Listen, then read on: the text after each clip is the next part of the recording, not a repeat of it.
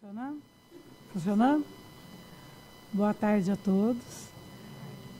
É com muita satisfação que, em nome do Programa de Pós-Graduação em Psicologia da Faculdade de Filosofia, Ciências e Letras da Universidade de São Paulo, eu dou as boas-vindas a vocês e já agradeço antecipadamente ao professor Francisco Medina por compartilhar conosco os saberes, as práticas, as pesquisas que ele vai apresentar a seguir.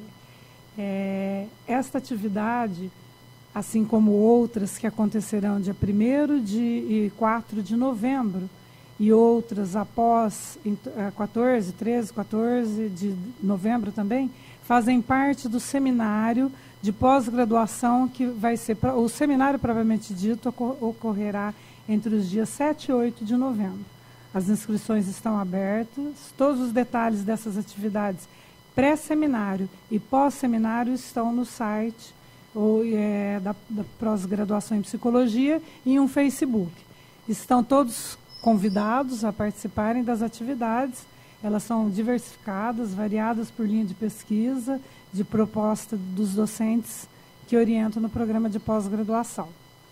Então, desejo que vocês tenham uma tarde profícua a partir dos desdobramentos da fala do professor Francisco Medina, que novamente eu agradeço.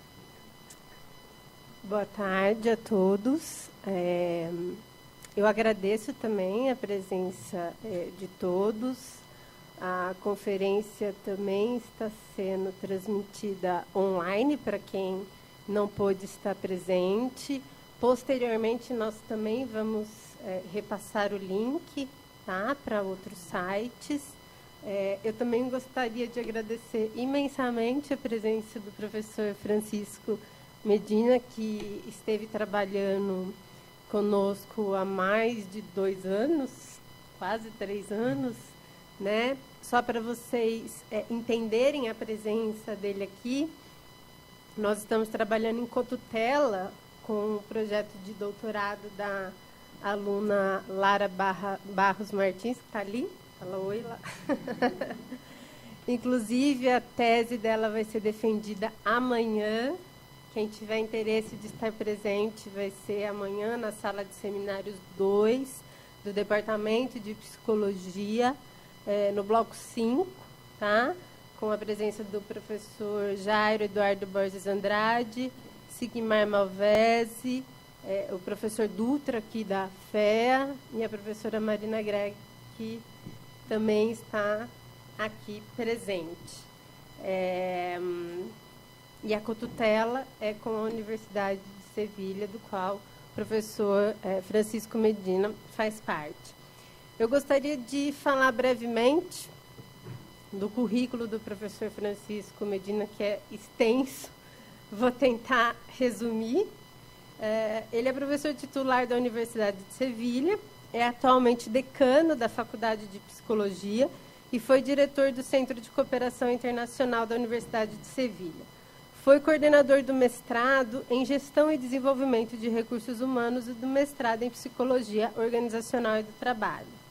Membro do Comitê Acadêmico do Doutorado em Recursos Humanos e do Doutorado Interuniversitário em Psicologia de Recursos Humanos, ambos com menção de qualidade pelo Ministério de Educação da Espanha.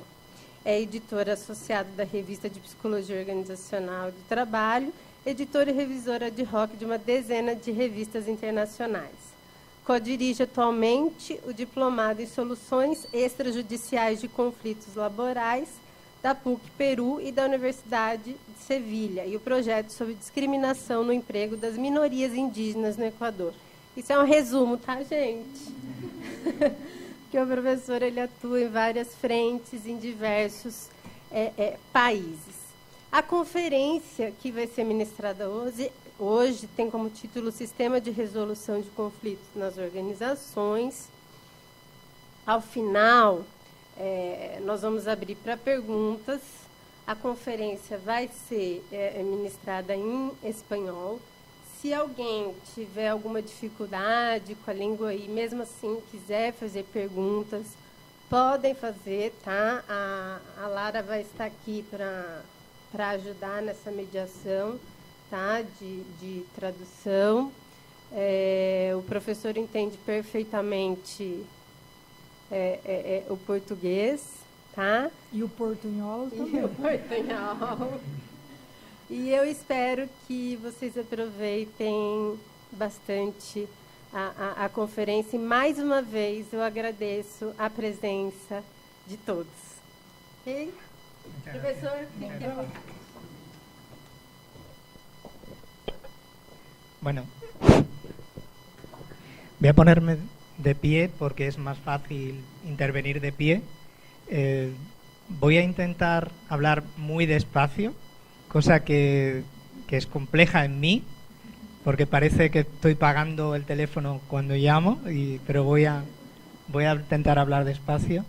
Agradezco muchísimo la invitación a compartir con ustedes la investigación que mi grupo de investigación en Sevilla llevamos realizando desde hace muchos años, y agradezco también poder compartir con ustedes en una universidad que respeto mucho, porque sé que vosotros estoy en la mejor universidad de América Latina, y los indicadores lo dicen, no es un farol, es así, y por lo tanto creo que tengo que dar las gracias de haber tenido la oportunidad de poder compartir con vosotros este ratito que voy a hablar.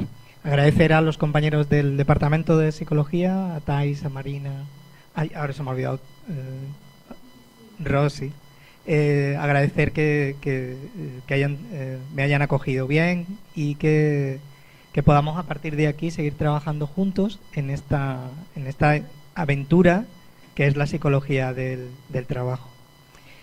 Antes de empezar a hablar, voy a contextualizar un poco de qué va la conferencia. Nosotros nos dedicamos a trabajar en resolución de conflictos, negociación, mediación principalmente. Y una parte de nuestra actividad, y cada vez más reciente, es ayudar a organizaciones a implementar sistemas de gestión del conflicto. Es decir, organizaciones grandes que tienen problemas internos de conflictividad y no tienen sistemas para poder resolver o manejar esos conflictos. Entonces voy a hablar de ese contexto, a intentar poner encima de la mesa la experiencia nuestra, ayudando a organizaciones a poner en marcha sistemas de resolución de conflictos. Nosotros hemos estado trabajando con organizaciones grandes de España y también de Andalucía, y seguimos trabajando. Ahora mismo, a día de hoy, trabajamos con Cruz Roja España, que son muchísima gente. Estamos trabajando principalmente en Madrid, que son 800 trabajadores, en integrar un sistema de resolución de conflictos para los propios trabajadores, pero también para los usuarios. Cruz Roja se ha encontrado ahora con que hay una demanda importante de atención de la crisis de refugiados que viene de Siria, de Eritrea y de Afganistán principalmente, y de Irak. Los profesionales de Cruz Roja no saben cómo trabajar con esos colectivos, y aparecen muchísimos conflictos entre ellos y también en los sitios donde ellos viven, por ejemplo, en las viviendas, en las casas o en los pisos. Entonces, ese es el trabajo que nosotros estamos haciendo ahora, pero también ayudamos a la Defensoría del Pueblo, ayudamos a los sistemas públicos de resolución de conflictos de Madrid, de Andalucía, del País Vasco, etcétera. O sea, hemos tenido una experiencia importante de discutir con organizaciones cómo mejorar sus sistemas de resolución de conflictos. Veréis que ya os digo que a veces esas experiencias han funcionado mejor, otras veces han funcionado peor, y de todo eso quiero hablar un poco a lo largo de hoy. Voy a intentar introducir la investigación nuestra, porque claro, hay personas aquí que les puede servir para analizar cómo poder hacerlo en el caso de que trabajen o tengan interés en hacer consultoría en estos temas, pero otras personas igual están investigando y puede servirles la reflexión de cómo hacemos investigación utilizando un problema, que es la conflictividad. Ese es el contexto. ¿Empezamos? Venga, pues empezamos.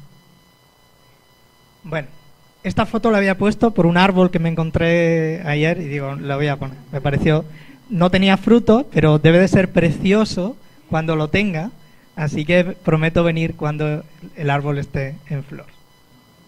Bueno, vamos a ver. Este estudio integra Brasil, es un estudio relativamente reciente sobre algunas transparencias, veréis que están en inglés, otra está en castellano, las he puesto en multilingüe por si alguien tiene alguna dificultad, que algo por lo menos pueda seguir, ¿de acuerdo? Entonces, si fijáis en la gráfica, Brasil tiene 1.9, esas son las horas que pasamos a la semana gestionando conflictos. Las personas de las organizaciones, 2 horas aproximadamente gestionando conflictos, la mayoría de las personas. Sin embargo, si seguimos profundizando, el 40% de las personas, el 40% del tiempo de las personas que tienen responsabilidad se dedica a gestionar conflictos. O sea, estamos hablando del 40% de horas semanales.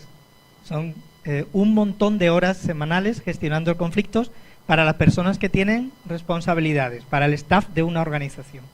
Eso también otros datos, que es el 85% de la gente, de los trabajadores, consideran que gestionan conflictos en su vida laboral y un 29% dicen que lo hacen siempre o frecuentemente, con lo cual el conflicto está dentro de nuestra vida de trabajo, siempre lo tenemos, está presente en las organizaciones siempre.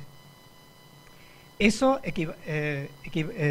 analizado en horas, en Estados Unidos supone 385 millones de horas de trabajo perdidas. En Brasil pueden ser una cantidad relativamente parecida. Es un montón de horas de trabajo perdidas. Y hay muchísima gente que lo lleva y lo vive muy mal. Por ejemplo, el 27% de personas ha sufrido ataques personales en el trabajo, que son mucha gente, casi el 30% ha sufrido alguna vez algún ataque personal, o bien verbal o bien físico. Y el 25% de la gente, un cuarto, ha estado enfermo por culpa de los conflictos que ha tenido en el trabajo. Con lo cual es una situación que hay que abordar y las organizaciones la quieren abordar. Por eso ahora mismo nosotros tenemos muchas demandas de organizaciones para introducir sistemas de resolución de conflictos. Unos ejemplos. Esto es del día de hoy, de la prensa de esta mañana, que ha actualizado la presentación y dice: los celos profesionales, motivos del acoso laboral en el campus. O sea, en la universidad española, los datos son de España, la principal causa del acoso en la universidad son los celos. Los celos no amorosos, sino celos personales. Esta es una situación que ha salido en la prensa de hoy. Otra situación, también, si lo miramos en datos de Brasil, de hace poco, del 3 de octubre, decía que asedio moral en el trabajo tras graves daños psicológicos. La gente lo sufre, lo pasa muy mal. En España, también, una noticia de hace unos cuantos de días. Marmolejo, que es un señor, no importa, tendrá que declarar en una denuncia de supuesto acoso laboral. Entonces, el acoso laboral no es el único tipo de conflicto existente, pero es un conflicto que aparece en las organizaciones actuales. Más cosas. Por ejemplo, una información de hace un año o dos. Suspenden de empleo y sueldo a 4 conductores de Tusam. Tusam es una empresa de autobuses, por promover una huelga encubierta. La huelga se produjo porque se había suicidado un representante de los trabajadores. Había tenido una reunión de negociación con la empresa, lo había pasado tan mal que se había suicidado y el resto y estos trabajadores se habían puesto en huelga, ¿vale? Una compañera mía del rectorado, de cuando yo estaba en el rectorado hace unos años, le dio un aneurisma cerebral en una reunión de negociación con los sindicatos. Ella estaba defendiendo el sistema de evaluación del profesorado y le dio un derrame cerebral, la pobre, durante esa reunión. Hace unos cuantos de meses, no sé si lo habéis visto, Un conflicto en Bolivia terminó con el asesinato del ministro de Agricultura, que es este pobre señor. Este pobre señor lo mataron las personas que estaban en conflicto, por un conflicto laboral. Teníamos un conflicto que tiene que ver con la minería en Santa Cruz de la Sierra, en Bolivia. Con lo cual los conflictos se pueden complicar. Gracias a Dios, este tipo de conflictos no los tenemos todos los días, pero no es que no los tengamos, sino que no los tenemos todos los días. Bueno, si analizamos, por ejemplo, las consecuencias del conflicto para la gente, pues, por ejemplo, el 27% ha sufrido ataques personales, el 18% ha sufrido acoso. Estos datos en España son más o menos iguales. Nosotros hemos hecho estudios de acoso y el porcentaje de personas acosadas suele rondar entre el 15 y el 20%, depende de cómo lo midas. Pero está en torno a un 15% de las personas que han sufrido acoso laboral.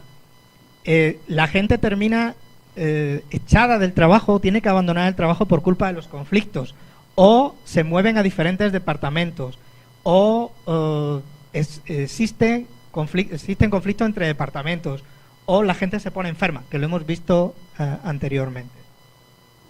Y esos conflictos, en este estudio, se ve que son conflictos muy diversos. O sea, hay conflictos con los jefes, hay conflictos entre compañeros, hay conflictos con los clientes, hay conflictos muy diversos. No se puede decir que en una organización tengamos un único tipo de conflictos. Hay un montón de diversidad y de posibilidades de conflictos que gestionar.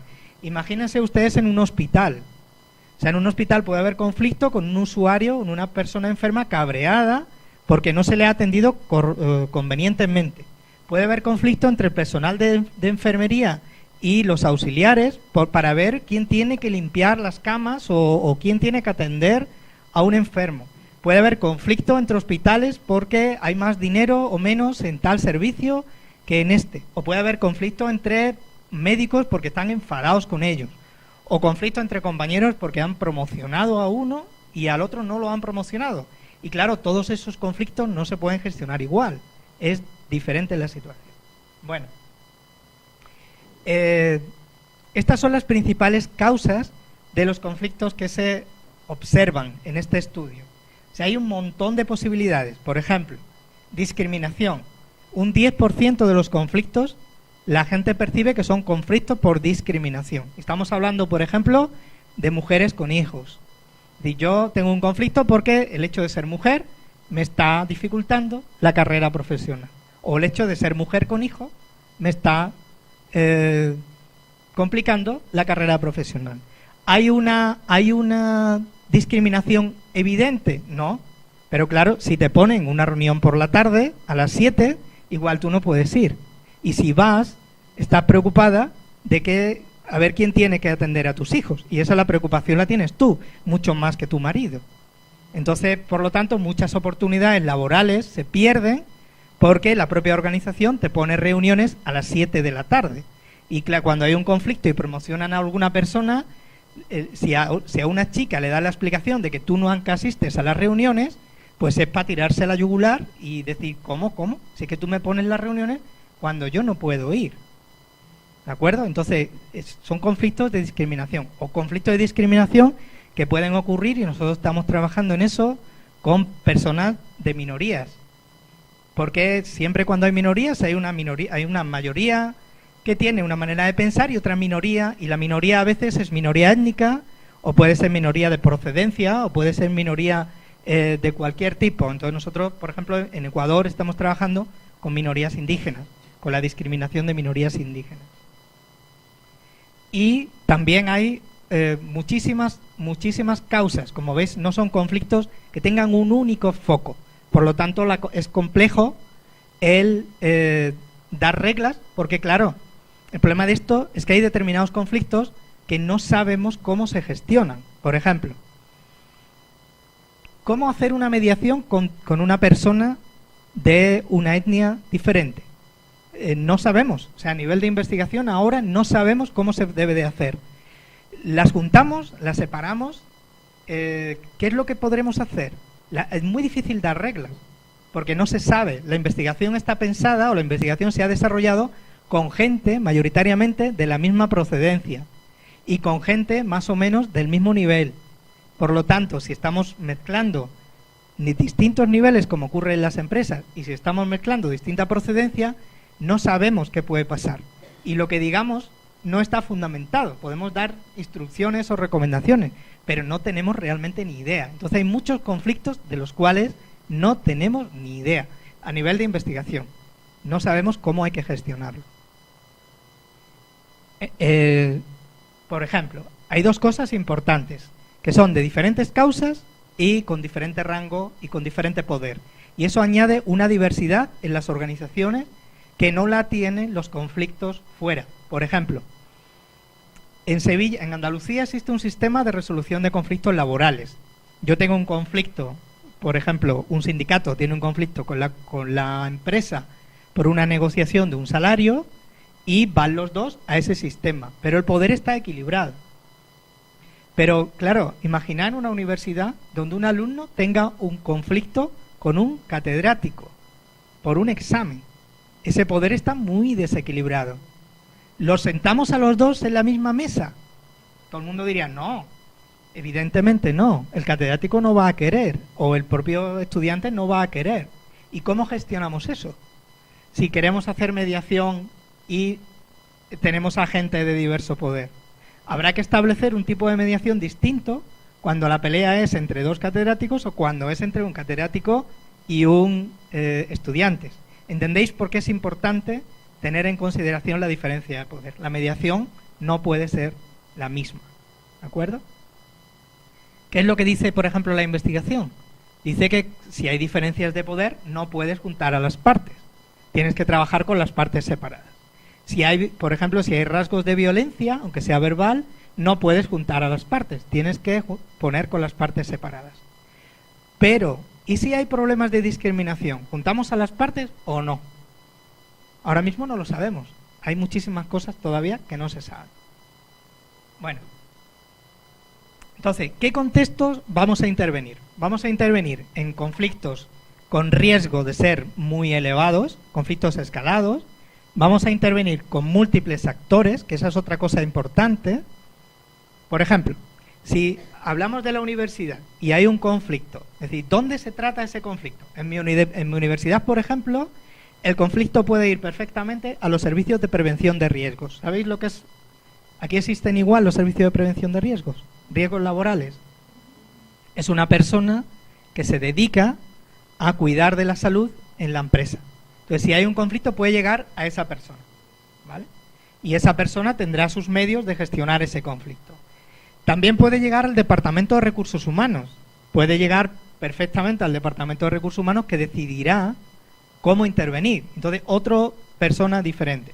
O puede llegar, o puede haber igual un servicio de igualdad. Yo no sé si en Brasil existen los agentes de igualdad. En España sí existen. Los agentes de igualdad se dedican a garantizar que no hay discriminación de género en las empresas. Y por lo tanto puede que un conflicto llegue a un agente de igualdad. O puede ser que un conflicto llegue a un ombudsman, que yo no sé el término aquí, que son los defensores. Entonces, una persona que en teoría es neutral, que sirve para gestionar problemas. Entonces, ¿qué ocurre en una organización? Esto hay que regularlo. Es decir, ¿qué tipo de conflicto va a ir a cada sitio? ¿O cómo vamos a intervenir?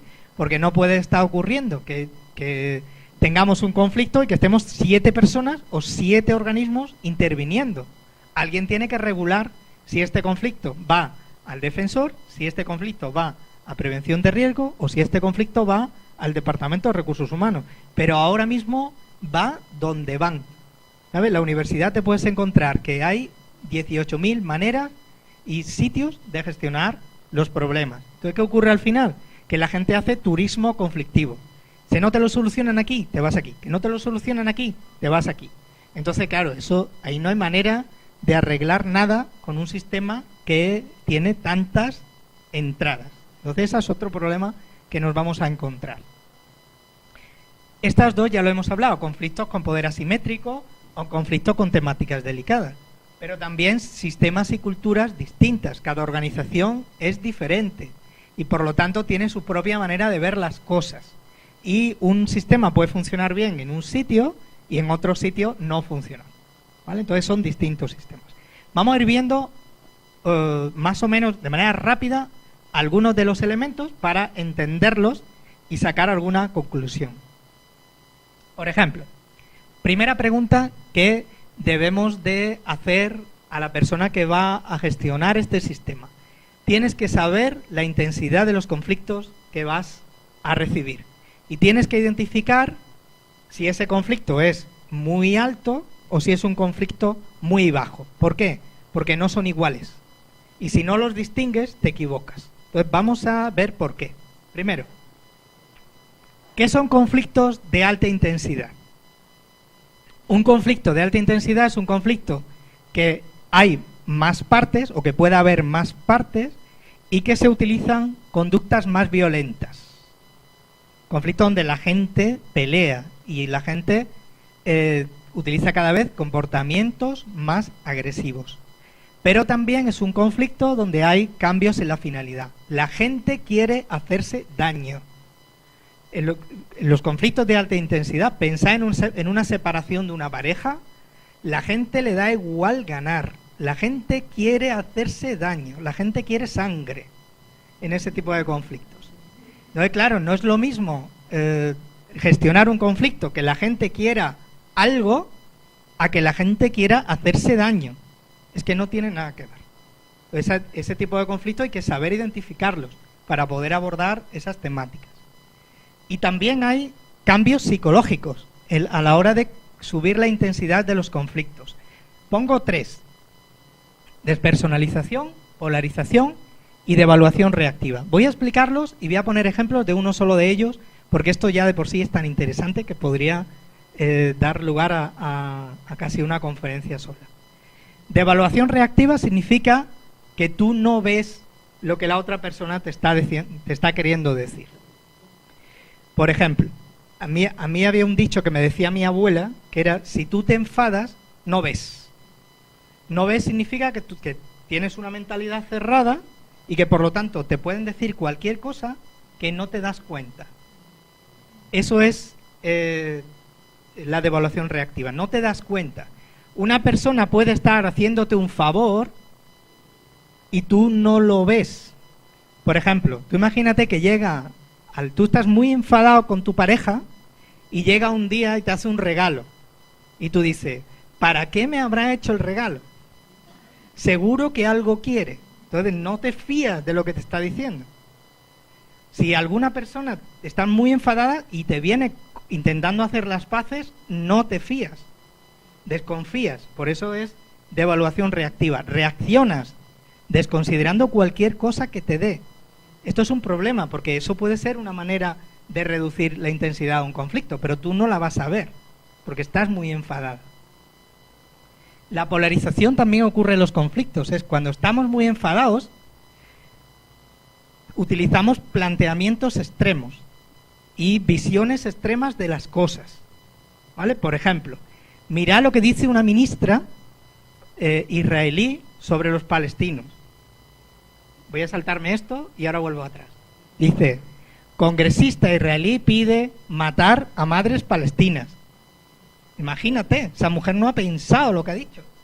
No, pero está en una situación de tanto enfado, porque claro, si pensamos que todo el mundo es malo, todos nosotros también somos malos, porque quien no ha estado en una situación de conflicto y ha pensado alguna vez, aunque sea un ratito, en quién le daba una aguantada a la otra persona. Es que eso nos pasa a todos. No hasta estos extremos, yo no lo pensaría, o sea, yo creo que hay límites y esta mujer cruza todos los límites, pero hay que entender que esto es una reacción, es decir, estoy tan enfadada que paso los límites completamente. Entonces, esta es la polarización, es decir, yo quiero que desaparezca el otro grupo. ¿Y cómo lo hago desaparecer? Pues los mato a todos y ya puedo así no aparece ninguno más. Entonces vamos matando poquito a poco y ya se van extinguiendo, ¿sabes? Esto es inteligente, o sea, si nos cargamos a las madres, pues ya no hay hijos, y si no hay hijos en 20 años, problema resuelto. Claro, pero eso es muy fuerte, que haya dicho esta mujer eso. Muy fuerte. Bueno, la despersonalización. La despersonalización es muy interesante porque la tenemos todos los días, en la prensa o en nuestras propias vidas. Voy a poner varios casos. ¿Qué significa? Significa que cuando tú despersonalizas, consideras a la persona del otro grupo como si no fuera persona, como si fuera otra cosa, ¿vale? Varios ejemplos. Y me salto esto. Nosotros en España, sabéis que hemos tenido una banda terrorista hasta hace muy pocos años, que se llamaba ETA, ¿vale? ETA una vez secuestró a un concejal joven que se llama Miguel Ángel Blanco, que está aquí su nombre, y lo tuvo 2 días secuestrado y al final lo mató. Al día siguiente se salió en los periódicos. Este periódico, el de aquí, es un periódico de ideología Abertzale, que se llama a los simpatizantes de ETA. Y este periódico de aquí es de la misma región, pero no es simpatizante de ETA, ¿vale? Mirad cómo hacen la defensa de la noticia. Una pone foto, la otra no pone foto, ¿de acuerdo? Una pone nombre, la otra no pone nombre. ¿Cómo lo llama? Como concejal, que así se llama, o edil, de un partido. Claro, no tiene nada que ver ponerle nombre a no ponerle nombre. No tiene nada que ver decir que pertenece a un grupo a que tenga su identidad como persona. Eso es despersonalización, ¿vale? Eso es despersonalización. Otro ejemplo. Hace 4 años, 3 años,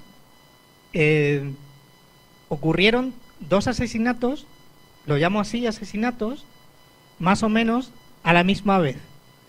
En Jerusalén, en un autobús, mataron a 4 o a 3, no me acuerdo, estudiantes jóvenes israelíes, y luego en Gaza, 2 o 3 semanas después, un barco lanzó misiles hasta que acabó con 4 niños pequeños que estaban corriendo por la playa. ¿Recordáis eso? Vale. Mirad la diferencia de la noticia en 3 diarios españoles. El País de izquierda, el ABC de derecha y el Diario Vasco nacionalista, ni de izquierda ni de derecha, ¿vale?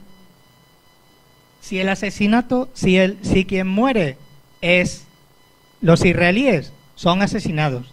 Si quien muere son los palestinos, son muertos, mueren solos.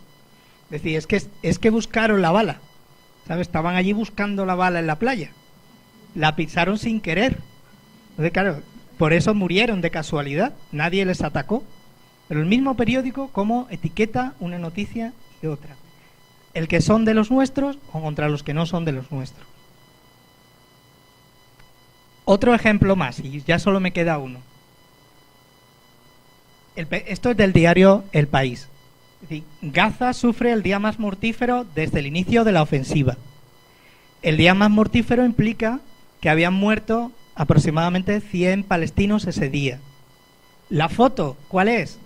De 3, 4 militares israelíes porque había muerto el primer soldado. Entonces es curioso cómo la noticia era de los muertes de los palestinos, que habían sido 100, contra la foto, que es en realidad la que tiene más importancia en la noticia, relacionada con los israelíes. O sea, es un posicionamiento claro que todos hacemos. Yo no digo que esto no lo hagamos todos, pero lo hacemos.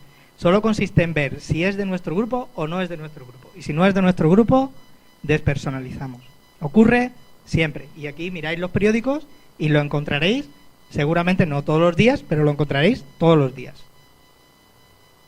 Bueno, ¿qué nos dice, por ejemplo, la fase de escalamiento? O sea, primero que tenemos que saber es en qué situación estamos, porque si estamos en conflicto muy escalado, tendremos que trabajar este tema de la despersonalización. O sea, tendremos que enseñarle a los mediadores, decirle, ojo, que con quien trabajas le está pasando esto, y por lo tanto lo tienes que considerar, tienes que trabajar con las partes en este tema, lo tienes que saber, tienes que identificarlo.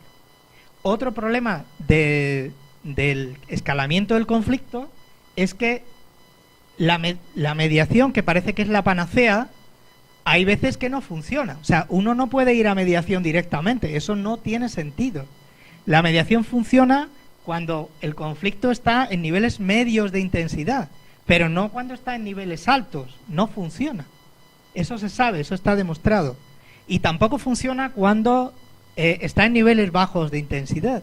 Entonces hay que enseñarle a la gente a decirle, no, yo no voy a mediar, negociar vosotros. Si vosotros no os ponéis de acuerdo, venid. Pero mediar así a la primera es un error.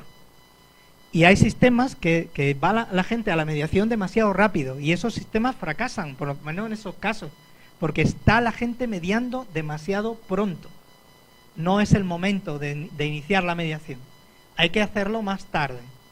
Y hay que elegir un sistema de gestión de acuerdo a la intensidad del conflicto.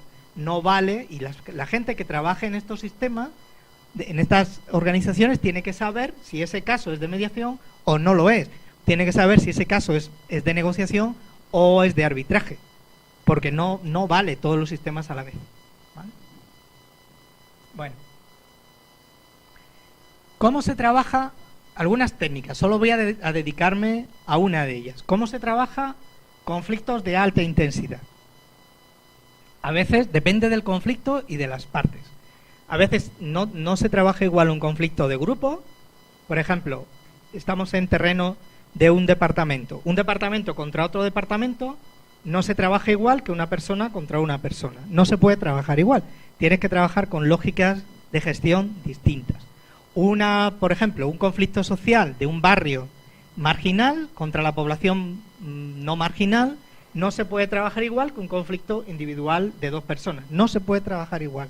La manera es diferente. Entonces, hay veces que tenemos que aplicar estrategias distintas. Por ejemplo, a veces es conveniente separar a las partes o a veces es conveniente cambiar los actores. Es decir, si dos personas están muy enfadadas y llevan enfadadas mucho tiempo y son los que están negociando, cámbialos. Porque entrará otra persona y las cosas se verán de manera distinta. O recomienda que se cambien. O si tú ves que las partes están muy enfadadas, sepáralas. Haz un parón, separa las partes y luego vuelve a hablar con ellas por separado y luego vuelve a negociar.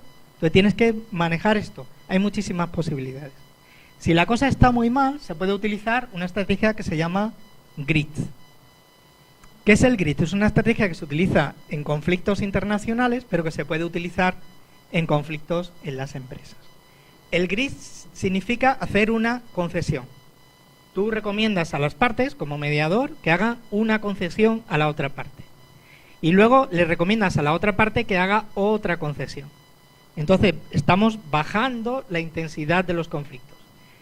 Después, si eso funciona la primera vez, haces otra segunda concesión y animas a la otra parte a hacer una segunda concesión.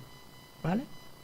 Estas técnicas se utilizan, digo, en conflictos internacionales, pero es posible, y nosotros tenemos experiencia del uso en el ámbito de las empresas. Por ejemplo, ¿dónde se ha usado recientemente? En Colombia. Mirad, proceso de paz, los pasos hacia el fin del conflicto en Colombia. Esto está escrito por una directora de un periódico que se llama Marisol Gómez Giraldo. Mirad cómo empieza la noticia. Cese unilateral y suspensión de bombas marcan el camino hacia un cese bilateral definitivo. Empezó la jugada el gobierno, aconsejado por negociadores internacionales. Yo no sé de quién, de qué país, pero esto se celebró en Cuba. Y el primero empezó el gobierno y dijo un cese unilateral, y después hubo una entrega de armas, y después hubo un acercamiento o una liberación de presos, y después hubo una negociación ya firme para establecer los términos del proceso de paz que ahora ha fracasado. Pero esto empezó así, empezó como una estrategia de este tipo, y es una estrategia de acercamiento de conflictos de muy alta intensidad. A veces estas técnicas se pueden usar con gente que está tan separada, o departamentos que están tan separados, que hay que volver otra vez a tener las relaciones entre ellos. ¿Vale? Entonces, quien trabaje en estos temas en las organizaciones tenemos que entrenarlos en que conozcan estas técnicas, que sepan identificar la intensidad de los conflictos y que sepan qué herramientas utilizar o cuáles hacer para cada nivel de intensidad de los conflictos. Que decida ese sistema, que analice el caso y decida, este caso es de negociación, o este caso es de arbitraje, o este caso vamos a ver cómo intervenimos antes de sentar a la gente a la mesa. Todo eso en la organización, las personas que intervengan tienen que conocer este tipo de técnicas. Si no, es ganas de meterte en un sistema que fracase. Bueno, segunda pregunta. ¿Qué conflicto estamos viviendo? Una vez que trabajemos con la intensidad, otra de las preguntas que debemos de saber es qué grado de conflicto, qué tipo de conflicto estamos viviendo. Entonces, a nivel interno podemos vivir 4 tipos de conflicto. Los 2 primeros tienen que ver más con las relaciones personales y los 2 segundos tienen que ver más con áreas colectivas. Voy a explicar uno a uno. Un conflicto de tareas, ¿qué es? Si yo peleo con cualquiera de vosotros o discuto con cualquiera de vosotras por cómo se hace el trabajo, tengo un conflicto de tareas. Si yo discuto, por ejemplo, que yo creo que este proyecto hay que abordarlo así, o yo creo que este es el enfoque y tú, sin embargo, piensas que el enfoque es otro, tenemos un conflicto de tareas. ¿Correcto? ¿Entendido? Vale. Conflicto de relaciones.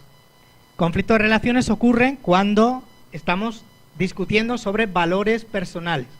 Si yo discuto con un compañero mío sobre los toros, y si yo creo que debe haber, no debe haber corrida de toros, o yo si discuto contigo sobre si se puede poner comida, imagínate que tú eres musulmán, y yo discuto contigo que vaya tontería el hecho de que tú no comas cerdo con lo bueno que está el jamón, pues y con lo rico que están los chorizos, entonces y es un tema identitario, estoy en un conflicto relacional. O si yo creo que tú eres mala gente y por lo tanto tú generas emociones malas, también estoy en un conflicto relacional. Conflicto de identidad o conflicto de relaciones o conflictos relacionales, ¿vale? A veces se camuflan. Tú dices, claro, tú a veces a una persona que te cae mal discutes sobre el proyecto, pero si le preguntas, él sabe y te dirá lo que hay detrás. O sea, yo discuto contigo por este tema, pero detrás es que a mí no me caen bien la gente que le gustan los toros, o a mí no me caen bien la gente que es religiosa, o a mí no me caen bien la gente que es del Corinthians, o a mí no me caen bien, en el caso de Sevilla, los que son del Betis, por ejemplo. Eso ocurre. Bueno, ¿cuándo estamos discutiendo sobre conflictos de intereses? Cuando estamos hablando de salarios, de horas de trabajo y de vacaciones, por ejemplo, de temas vinculados con las relaciones laborales. Eso estamos hablando de conflictos de intereses. ¿Y cuándo hablamos de conflictos jurídicos? Hablamos de conflictos jurídicos cuando estamos interpretando normas. Que en el manual del empleado dice que aquí yo no puedo levantar más de 50 kilos. Y yo estoy echando el toldo y el toldo pesa más de 50 kilos. Pero tú no lo estás cogiendo en peso. Sí, pero ¿eso pesa más de 50 kilos? Sí. Pues entonces yo no lo hago. ¿Y quién lo hace? Nadie. Y todo el mundo muerto de calor. Porque eso pesa más de 50 kilos. O dice la norma mía que yo puedo meter los datos en Excel, pero no analizar datos. Pero vamos a ver, ¿qué más da? Da la F11, te lo haces solo. No. Pero esa no es mi responsabilidad, esa que la haga otra persona. Estamos interpretando normas jurídicas. ¿De acuerdo? Estamos interpretando, por ejemplo, en el ámbito de la negociación colectiva, ¿qué dice el acuerdo sobre las horas las horas libres? ¿Las puedo coger yo o no las puedo coger yo? ¿Tengo 4 o tengo 8? Estamos interpretando normas. Estos 4 tipos los podemos vivir todos. O sea, nosotros interpretamos normas, negociamos a veces nuestro salario o discutimos sobre las vacaciones, tenemos conflictos con los compañeros porque son mala gente y además tenemos conflictos porque tenemos formas diferentes de abordar el trabajo. ¿Correcto? Vale. Bueno, y hemos trabajado en esto 6 o 7 años de nuestra vida. Hemos analizado muchísimas organizaciones, principalmente del sector servicios, para ver qué efecto tenía esto, los tipos de conflicto. Y voy a poneros algunos datos para que veáis de qué va el tema. Por ejemplo, hemos trabajado con hoteles de toda Andalucía, entrevistamos a casi 2.000 personas de las personas que interactuaban con el público durante 6 o 7 años, centros educativos de la comunidad autónoma, tele, radio televisión andaluza. Tenemos aproximadamente 5 o 6.000 evidencias de esta investigación. Bueno, primera cosa que analizamos que si el conflicto de tareas o el conflicto relacional, qué efecto tenía sobre la salud de la gente. Encontramos que el conflicto de tareas no era malo, o sea, discutir sobre el trabajo no pasa nada, pero el conflicto de relaciones tiene muy mala idea. El conflicto de relaciones incrementa los niveles de estrés, incrementa el burnout. ¿Sabéis lo que es el burnout? El estar quemado en el trabajo. Decrece la satisfacción y decrece el bienestar psicológico en general. Es un conflicto muy malo. Identificar los conflictos relacionales es otra de las cosas que la gente tiene que saber hacer en este sistema de gestión. Otro estudio que hicimos, y lo hemos publicado hace poco, analizamos en Radio Televisión Andaluza si esto del conflicto de tareas y de relaciones terminaba generando en acoso. Y probamos en esa organización este modelo. Es decir, el conflicto de tareas se transforma en conflicto relacional y a la vez genera acoso, y la respuesta, si lo pongo, es que sí. O sea, encontramos, eso está publicado, puedo daros todas las referencias del grupo si queréis, para que las tengáis. Encontramos que hay una espiral entre, primero empiezas discutiendo cosas del trabajo, terminas llevándote mal y al final termina apareciendo el acoso. Con lo cual, siguiente recomendación, hay que saber identificar el tipo de conflicto. Tercera evidencia también de nuestros datos. En color más oscuro tenéis los conflictos de intereses, en color más clarito tenéis los conflictos de derechos o jurídicos, y estos son los datos de un sistema de mediación desde el 1999 hasta el 2013. ¿De acuerdo? Un sistema de mediación funcionando donde se identifican si son conflictos jurídicos o si son conflictos de intereses y analizamos la efectividad. Si veis, la efectividad de los conflictos de intereses en ese sistema de mediación siempre es superior a la efectividad de los conflictos jurídicos. Es decir, si estamos ante un conflicto jurídico, tenemos muchas más probabilidades de que sea difícil de gestionar, ¿vale?, en comparación con un conflicto de intereses. ¿De acuerdo? Entonces, conclusiones. Primera, las personas que gestionen las organizaciones o que gestionen estos sistemas o que trabajen en estos sistemas que estamos hablando tienen que conocer la intensidad de los conflictos y tienen que conocer la tipología, y ojo con que la gente tiene sesgos mentales cuando el conflicto crece en intensidad. ¿Correcto? ¿Hasta aquí bien? Perfecto. Segunda parte. ¿Cómo se gestionan los conflictos actualmente en las organizaciones? Y aquí tenemos también un montón de posibilidades. O sea, hay sistemas, como os he dicho, puedes venir a cualquier sitio de la organización, pero a su vez tenemos sistemas donde hay mediadores expertos y mediadores que no son expertos. Tenemos sistemas donde hay un solo mediador, que se llama mediación, o sistemas de comediación, donde intervienen dos. Tenemos sistemas que se llaman de workplace mediation, donde son los directivos los que intervienen. Es decir, en una organización eso se lo encarga al director de recursos humanos o se le encarga al director de la propia empresa. Ese es el que gestiona los conflictos. Es gente de dentro, no son mediadores ni amateur ni nada, sino son gentes expertas. Bueno, ¿qué estrategias usan? Y utilizamos también, las pongo las estrategias porque luego hablaremos de ellas. Pues pueden utilizar cualquier tipo de estrategia de mediación. Nosotros utilizamos este modelo que distingue a estrategias contextuales que tienen que ver con la agenda o con procedimiento, estrategias sustantivas y estrategias reflexivas. Es lo de menos. Si alguien está interesado, que me lo diga y yo le puedo dar cualquier información de cualquiera de los temas de aquí. Y ahora, sí es importante saber cómo media estas personas. ¿Separan a las partes o no? ¿Sabe? ¿Ven a las partes juntas o ven a las partes separadas? Las partes juntas, las partes separadas se denomina en argot de mediación caucus. Caucus es cuando se separa a las partes, ¿vale? ¿Y se hacen propuestas o no? Hay determinados sistemas de mediación que te dicen, bueno, y si tú eres el mediador, haz propuestas, porque para eso te tengo. Y hay otros sistemas, y nosotros recomendamos a que diga, no hagas propuestas, porque si haces propuestas no dejas a las partes aprender de su propia experiencia de conflicto. Entonces tú no hagas propuestas nunca, o solo al final, muy tarde, pero no hagas propuestas. Deja a las partes pelearse, no pasa nada. Tú lo que tienes que regular es el proceso, ¿vale? Entonces todo esto es, hay una diversidad enorme. Nosotros hemos estudiado sistemas en funcionamiento, sistemas públicos de gestión, sistemas privados de gestión en varios países. Y lo que os voy a poner son datos de un estudio reciente que hicimos con mediaciones en Chile y en España. Y solo voy a decir las reglas generales. Probamos también este modelo. Es decir, probamos diferentes culturas y diferentes sistemas de mediación. Y probamos que pensábamos que había dos variables relevantes: la confianza y las estrategias. ¿Cuál era nuestra lógica? Es decir, los sistemas que funcionan bien lo harán si generan confianza. ¿De acuerdo? Si no generan confianza, no funcionarán bien. Y os voy a poner un ejemplo del sistema andaluz. El sistema andaluz es un sistema de mediación que los mediadores son uno de los sindicatos y uno de la empresa. Y tú dices, ¿cómo es posible que los mediadores sean a su vez parte? Pues sí, lo son y funciona. ¿Por qué? Porque allí no se fiaban. Allí en Andalucía no se fiaban, los sindicatos principalmente, de los mediadores externos.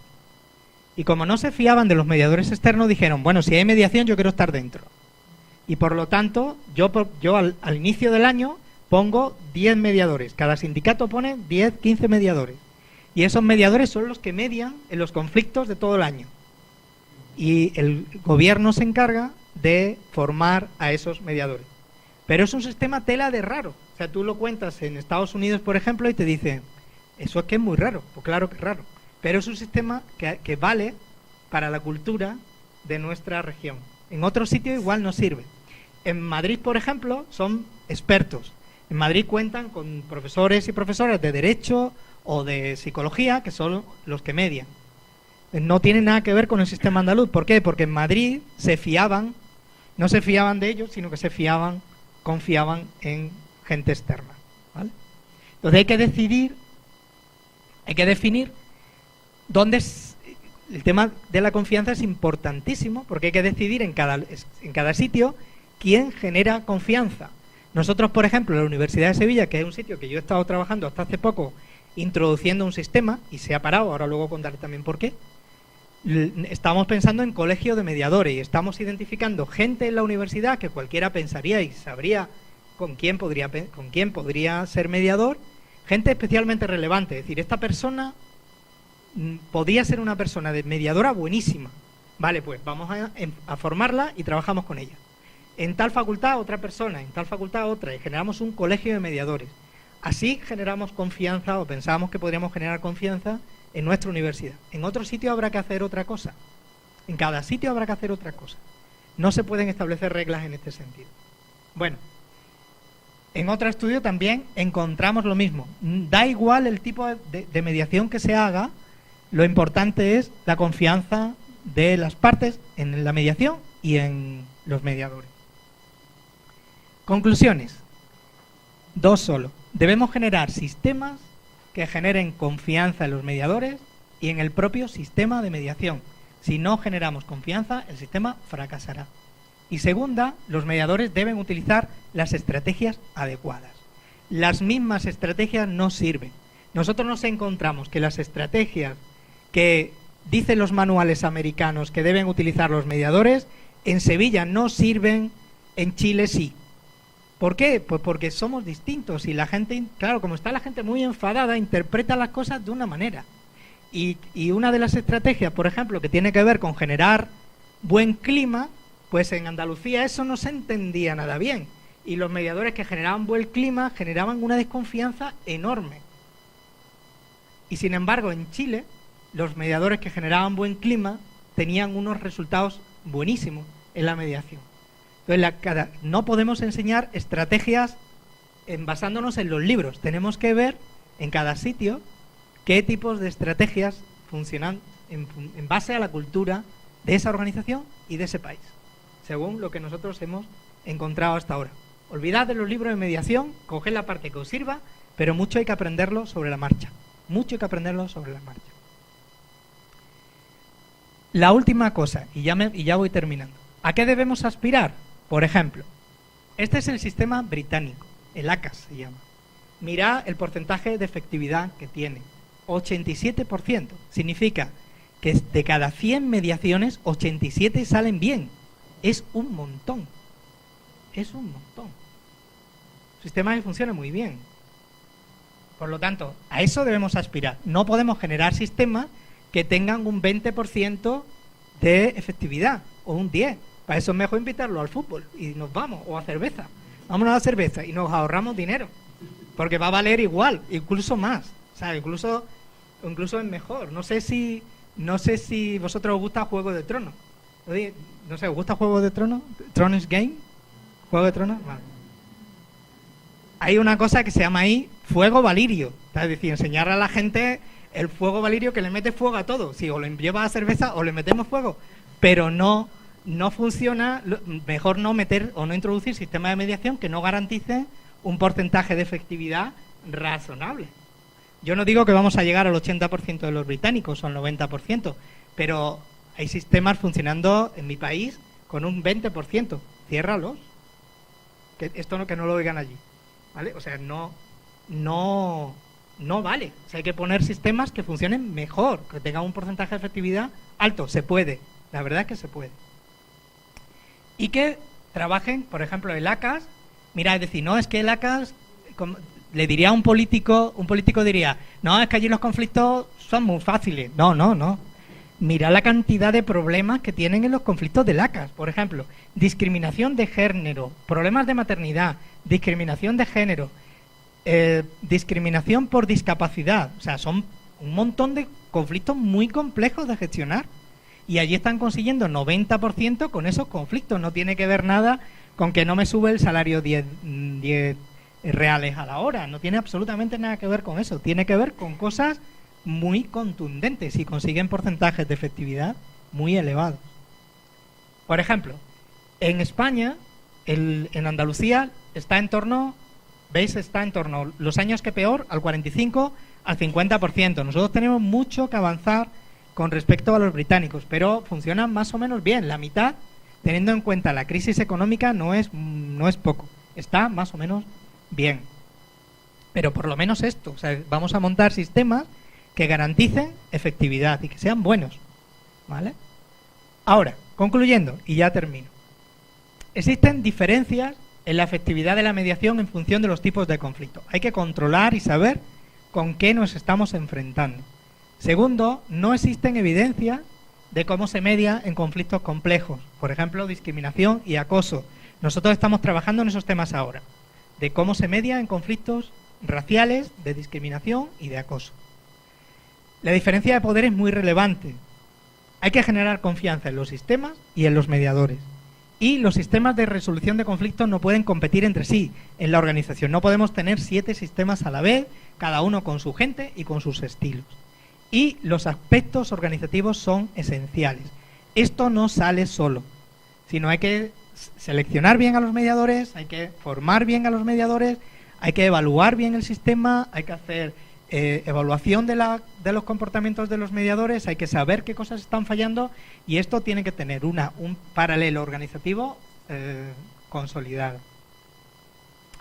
Retos que tiene la organización y retos que cualquier sistema de resolución de conflictos tendría. ¿De dónde llega la conflictividad y qué tipología tienen? Ese es el primer reto que debemos abordar. Segundo, ¿quién debe mediar? ¿De dentro o de fuera? Sistemas a la carta, debemos de diseñar un sistema a la carta que diga tipo de conflicto, sistema de mediación, tipo de conflicto, sistema de mediación. Eso lo tiene que pensar el equipo que diseñe esto en la organización. ¿Cómo profesionalizarlo? O sea, ¿cómo conseguir que esos negociadores, o que esos mediadores sean más profesionales, mejores cada vez? Los sistemas tienen que ser contingentes, o sea, tenemos que generar un sistema diferente para la conflictividad que tenemos o no. ¿Deben de ser contingentes o no? Y por último, ¿cómo regular el sistema? Esto es un sistema que tiene repercusiones legales y por lo tanto tenemos que establecer reglamentos. ¿Cómo regular esto? ¿Qué pasa cuando yo entro aquí? ¿Qué ocurre con la confidencialidad? ¿Qué ocurre con la protección de lo que yo diga en ese lugar? Todo eso hay que considerarlo y hay que regularlo. Exige también un acompañamiento legal interesante para poner en marcha un sistema de este tipo. ¿Ahora qué hay que hacer? Pues no se puede hacer como Felipe. Felipe es amigo de Mafalda. No sé si conocéis a Mafalda. Entonces, Felipe es muy flojo. Felipe es muy flojo, no le gusta trabajar. Él sabe que tiene un problema, que tiene que hacer los deberes, pero no quiere hacerlo. Entonces se sienta y piensa, ya mismo me levanto y voy a hacer los deberes. Los deberes son las tareas del colegio. Pero sigue sentado, pero sigue sentado, pero sigue sentado y no se levanta. Y dice, esto se llama disparidad de criterios. Eso es lo que pasa, por ejemplo, en muchas organizaciones. Sabe que tienen un problema, pero no hacen nada. Se sientan como Felipe y esperan hasta que ya llega el día en el que hay que entregar los deberes y no los tienen hechos. Y luego vienen los problemas más gordos y más importantes porque no han hecho su trabajo. Y eso es lo que nos estamos encontrando nosotros.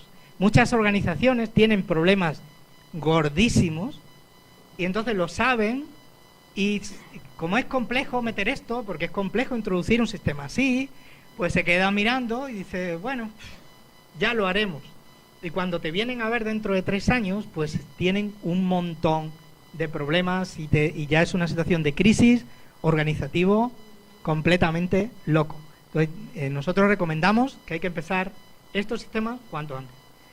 Establecer un equipo, empezar a trabajar, decidir el sistema, decidir qué tipos de conflictos se van a abordar, decidir quién va a mediar, empezar a formar a la gente, evaluar el sistema, tomar decisiones y a partir de ahí empezar a construir. Y eso es lo que nosotros recomendamos o asesoramos para que se haga. Termino.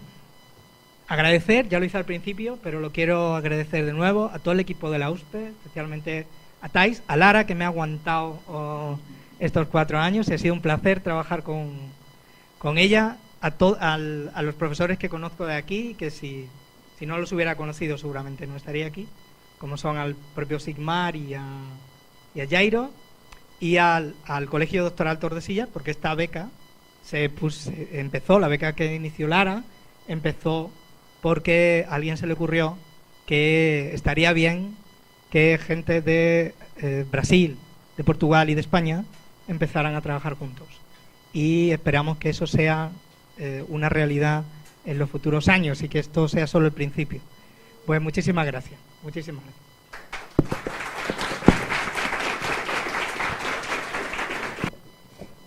Bom, eu acho que agora a gente pode abrir para perguntas. Alguém quer começar? Quer fazer algum questionamento?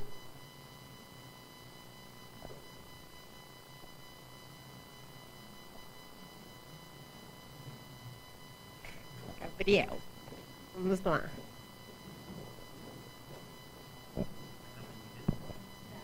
Dá para entender? Tá.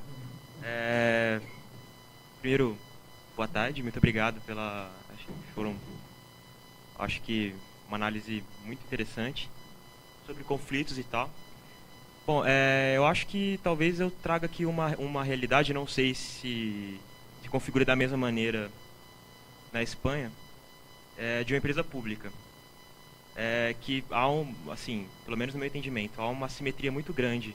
Porque veja, todas as nossas políticas de gestão de pessoas, recursos humanos, elas são todas regulamentadas, né? Elas passam pelo crivo da lei, né? E às vezes alguns conflitos, mesmo pequenos ou conflitos grandes, eles são sempre levados pela via judicial, sempre, né? O que eu acho uma coisa muito ruim. Já há uma cultura na empresa de judicialização, tudo. Conflitos pequenos ou grandes, conflitos, às vezes sindicato, mas muitas vezes também a pessoa individualmente vai e coloca a empresa, como a gente coloca no pau. Assim, eu estou trabalhando com isso atualmente, eu presto uma assessoria ao jurídico da empresa nesses conflitos e tal. Eu sinto muita falta de uma mediação, porque tudo é resolvido no âmbito judicial. E eu gostaria de saber de vocês, se isso também acontece na Espanha e como vocês tratam essas questões. Se há como você contornar essa cultura de judicialização, sabe? Para uma via um pouco mais soft, assim, uma coisa que se resolva mais rápido.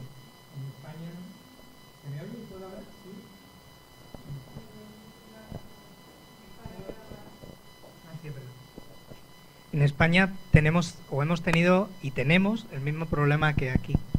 O sea, incluso también en empresas públicas, pero en empresas privadas, la judicialización era el sistema que la gente utilizaba para resolver sus disputas. Pero, y eso ha sido así. Entonces, ¿por qué la mediación en España no ha funcionado, no funcionó hasta hace relativamente poco tiempo? Primero, porque la gente no se fiaba de los mediadores, ni se fiaba de los sistemas. Entonces, el único sistema garantista era la judicatura, era el juzgado. Y por lo tanto, igual que aquí, la gente iba al juzgado. ¿Qué ocurre con eso? Los conflictos en los juzgados, siempre hay uno que pierde. Siempre. Y además son costosos. Y además son lentos. Y por lo tanto, y además tienen repercusiones en las personas que ponen los conflictos. Yo no sé el derecho aquí, pero claro, si tú estás en una empresa y tú tienes un problema con tu dirección o con recursos humanos, tú llevas en vía judicial y tú hay un proceso de promoción, tú no puedes promocionar, estás en vía judicial en ese momento con la empresa y por lo tanto tiene repercusiones negativas para ti como trabajador el ir contra tu propia empresa. Y luego después, cuando tú vuelvas, tú sigues teniendo a los jefes, a los cuales le has puesto una denuncia y tienes que convivir con quien le has puesto una denuncia y por lo tanto el sistema judicial es un sistema complejo. ¿Qué es lo que se hizo en España? Primero, se pusieron de acuerdo, es decir, la diferencia entre el sistema español, por ejemplo, y el británico es que todos los conflictos de carácter colectivo en España o que tienen que ver con temas colectivos como el salario, por ejemplo, surgen de un acuerdo entre sindicatos, empresa y el gobierno. Entonces dicen, antes de ir a vía judicial tengo que ir a mediación, yo me comprometo y lo firmo. Entonces yo voy a mediación antes.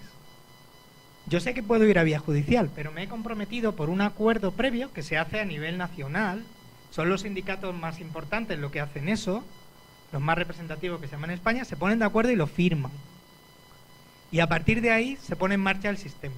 Por lo tanto, la gente, los conflictos más importantes, que son los sindicales, tienen que ir, no digo obligatoriamente, sino porque ellos han querido a mediación antes de ir a vía judicial. Entonces, sí. Entonces, una mediación voluntaria en el sentido de que las partes quieren, pero que ellos mismos han decidido las reglas del juego. Entonces, así, eso ha garantizado que la gente vaya a mediación. ¿El reto cuál es? Introducir los sistemas de mediación dentro de las empresas. Claro, porque hay determinadas cosas que tú consideras injustas y no las puedes probar. ¿Cómo consideras tú que estás siendo discriminado por esta persona? ¿Qué evidencia vas a tomar? Y además, incluso en temas de acoso, ¿cómo consideras tú tú sabes la que puedes liar y el tiempo que puedes tardar en recabar evidencias para irte con garantías a un tema de acoso en tu trabajo? Gana uno, pero hay 50 que no. Entonces esos temas van demasiado tarde al ámbito judicial. Entonces, ¿qué es lo que, por ejemplo, la propia Universidad de Sevilla, la universidad, está gestionando al año, solamente en uno de los elementos que yo digo ahí, 300 conflictos. Esos conflictos, si no hubiesen en el ámbito de la defensoría, 300 conflictos no son pocos. Esos 300 conflictos hubiesen ido al ámbito judicial. Eso te lo has ahorrado. De los 300, solo trasciende un 5%. O sea, de repente, solamente en ese servicio te has ahorrado, solo con estar puesto en marcha el servicio, te has ahorrado 200 y pico de pleitos en vía judicial. o si no hubiesen ido a vía judicial, la gente hubiese ido a su trabajo y hubiese cabreado y se hubiesen peleado y hubiesen creado un mal clima y todo hubiese sido peor. Por eso creo que hay que montar los sistemas. Las organizaciones, por ejemplo, en España, están preocupadas en montar los sistemas. Es decir, vamos a tener dentro algo regulado para atender a conflictividad y para evitar que esto se nos vaya a vía judicial. Porque podemos perder mucho dinero, porque vamos a tener a gente todo el día dedicada a defender juicios, porque generamos mal clima, porque lo juzgado llega tarde y porque uno de los dos siempre pierde. O sea que estamos en una situación igual, más o menos igual.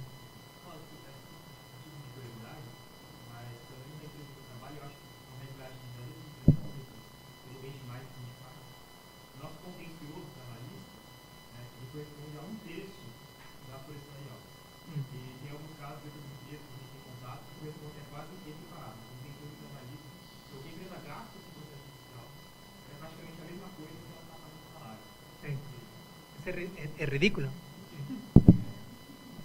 Bueno, si fuéramos abogados no lo pensaríamos, pero...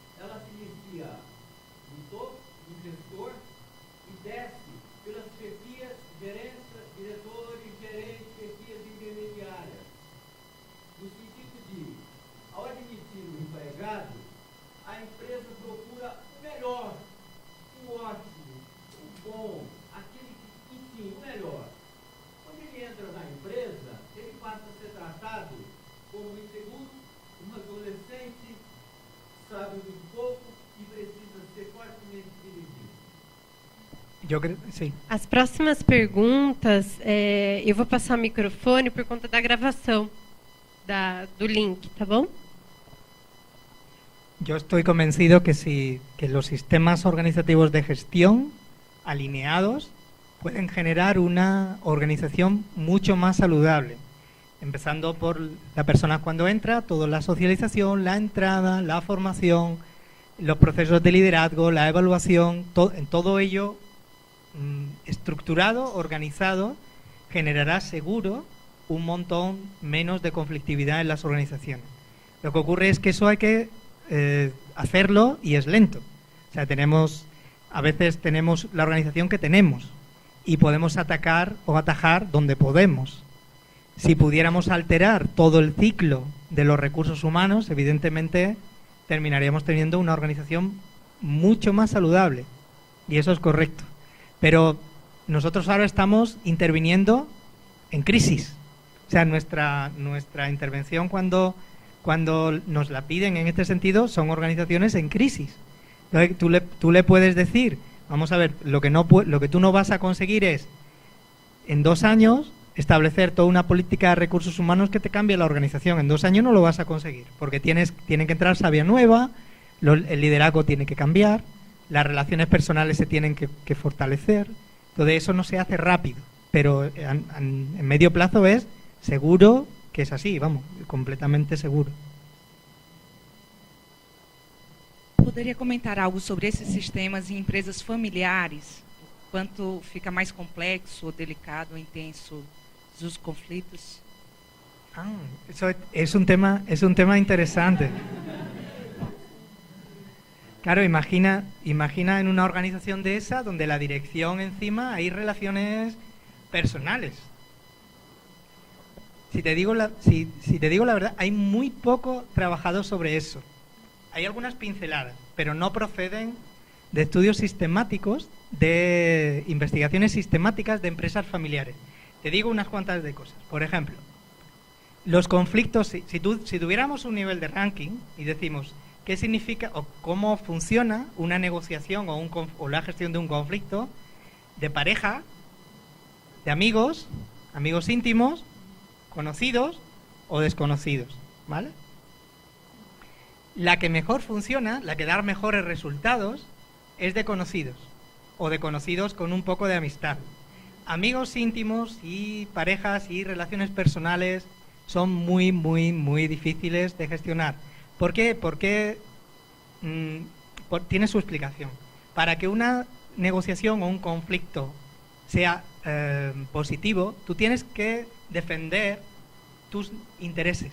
No digo intereses de una manera egoísta, sino lo que tú necesitas de esa negociación. Lo que tú necesitas como persona, o el grupo al que tú estás, o el interés, o el grupo al que tú perteneces. Y tú en unas relaciones personales te inhibes. Tú no pones encima de la mesa todas las posibilidades. Tú dejas muchas. Esta no porque le hago daño, esta no porque no sé qué, esto no se lo voy a decir. Entonces, tú no puedes construir un edificio si no tienes todos los materiales disponibles y todas las opciones disponibles. Lo que se hace en una negociación buena es que la gente saca todo, lo pone todo encima de la mesa. Y a partir de todas esas opciones, elegimos cuál es la mejor para los dos. En una situación de relaciones personales, tú no pones todo encima de la mesa, porque tú o la otra persona quitáis opciones. Y por lo tanto, los procesos son mucho menos ricos. Hay menos información circulante y los acuerdos son mucho peores. Esa es la explicación de por qué nunca tener conflictos en las empresas. Un amigo mío dice que las empresas, que de una empresa familiar, que los conflictos se gestionan bien si hay muchísimo dinero de por medio. Si no hay dinero, es un problema bastante gordo.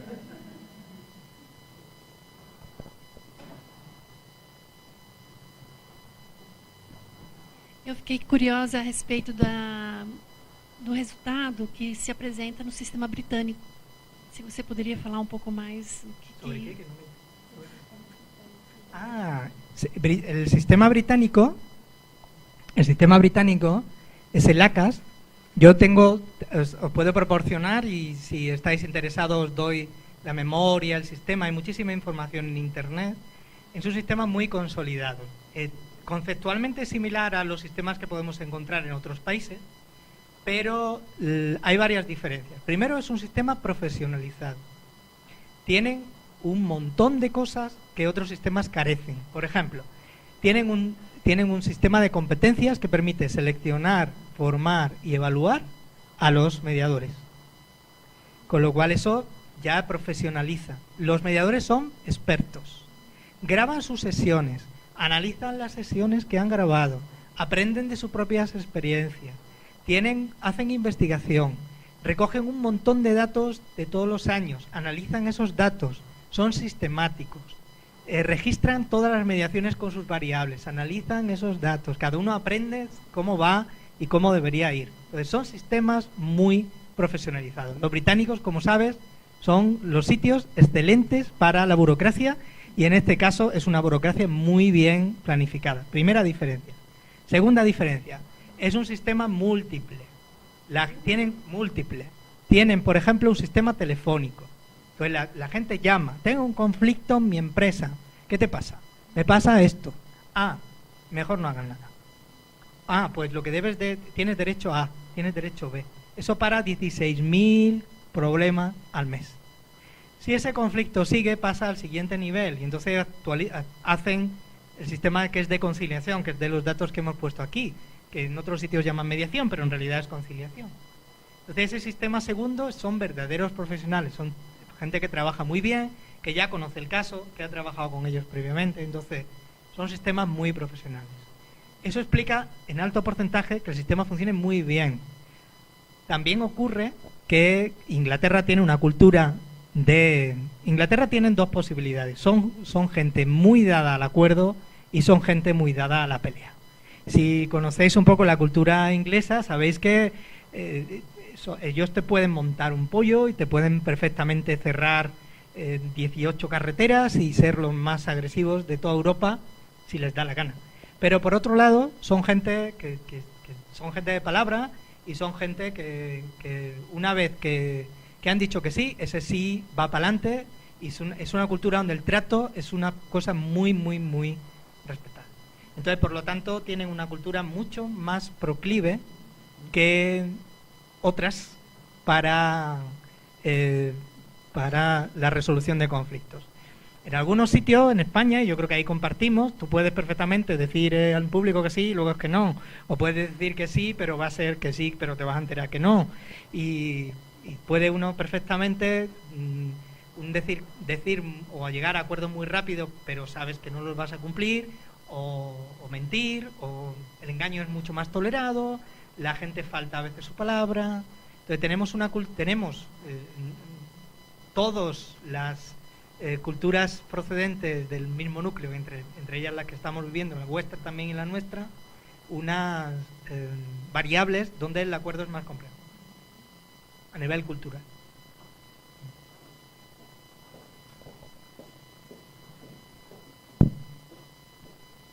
Queria parabenizar pela apresentação e ouvir um pouco como que foi as parcerias para realizar essas pesquisas, porque no Brasil a gente tem muita dificuldade de estudar esse tema. Eu, por exemplo, já tentei, tive muita dificuldade em conseguir acesso aos dados das empresas, principalmente privadas, né, porque isso é uma situação velada, elas não querem expor. E segundo, como que vocês têm feito para traduzir, transferir esse conhecimento que está sendo produzido na universidade para o mercado?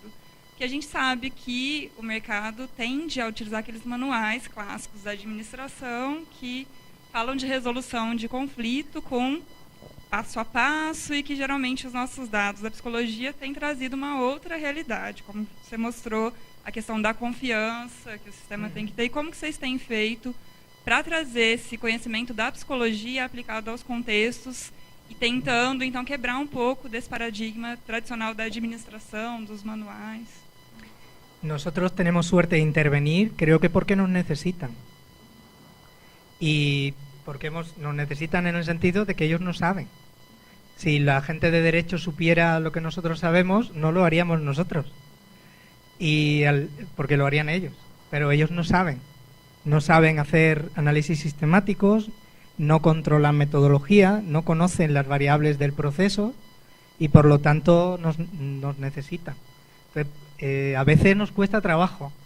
Yo, por ejemplo, y ahora mismo estamos trabajando con la Defensoría del Pueblo Andaluz, que es una defensoría de las grandes, o sea, estamos hablando de una institución, como si fuera, no, Brasil es mucho más grande, pero estamos hablando de una institución importante del país, es la segunda defensoría más grande después de la nacional, y están introduciendo la mediación, pero en principio, como siempre hay muchísima gente de derecho en esos temas, parece como que aquí todo se soluciona con una norma.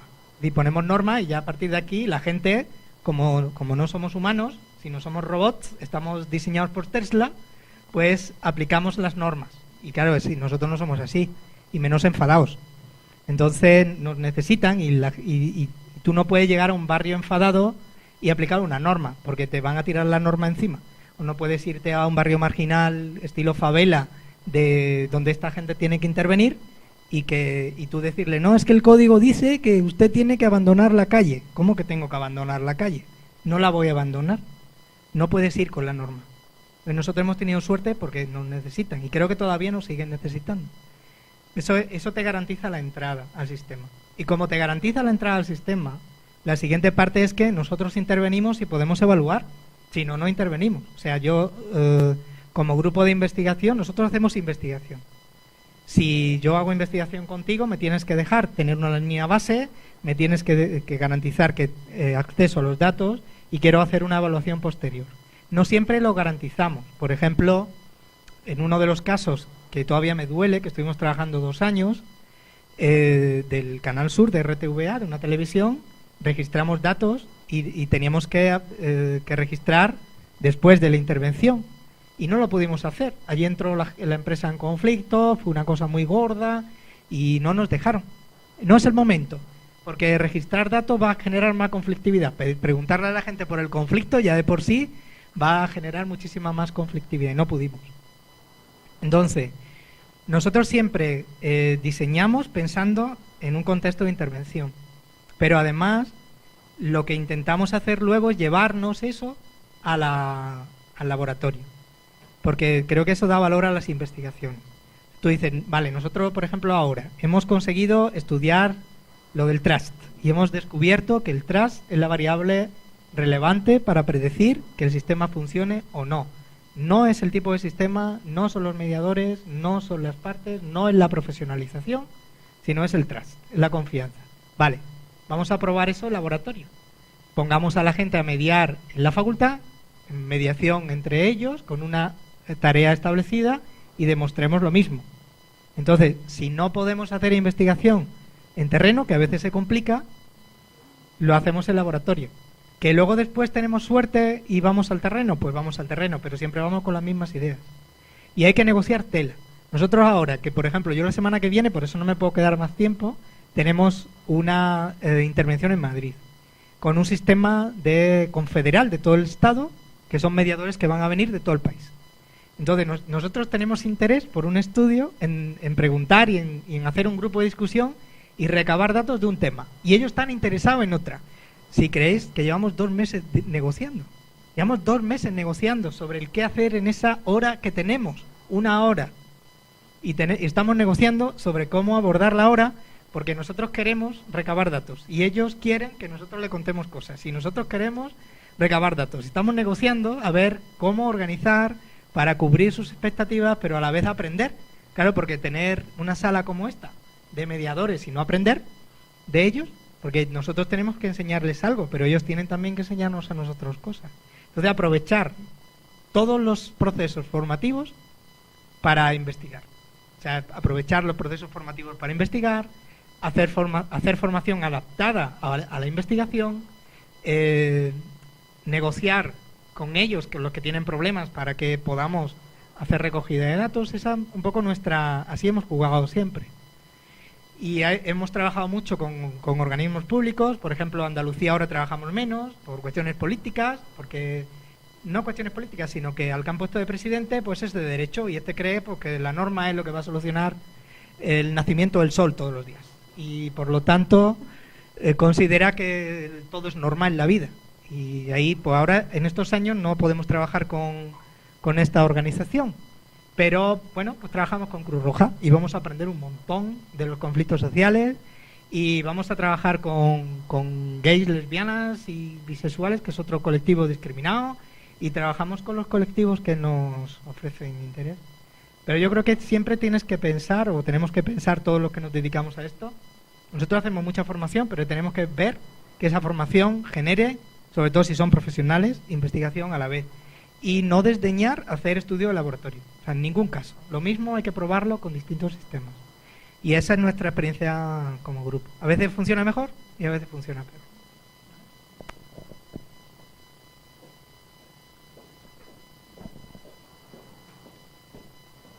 Professor, qual é a possibilidade de utilizar modelos matemáticos, por exemplo, a teoria dos jogos, para aplicar nesse tipo de situação?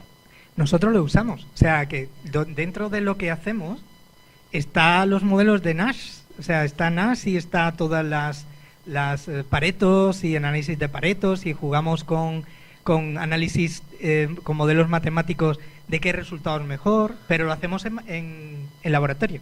O sea, nuestros casos, por ejemplo, tanto de negociación como de conflicto, sabemos cuál es el resultado óptimo, analizado según teoría matemática. O sea, se aplica teoría matemática.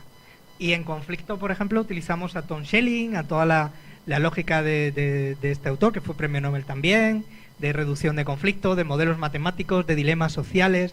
Yo no he trabajado con dilemas sociales, pero compañeros de universidades de Holanda intentan, además de hacer ese juego que nosotros hacemos, de ver qué ocurre en la realidad, llevarlo al laboratorio utilizando teoría de juegos, que está inherente a lo que hacemos, además utilizar dilemas sociales, el chicken dilema, el dilema del prisionero. Eso también, lo que pasa es que es complejo. Ahí hace falta saber de eso. Yo tengo más desconocimiento, pero la teoría de juego está dentro de todo lo que nosotros hacemos.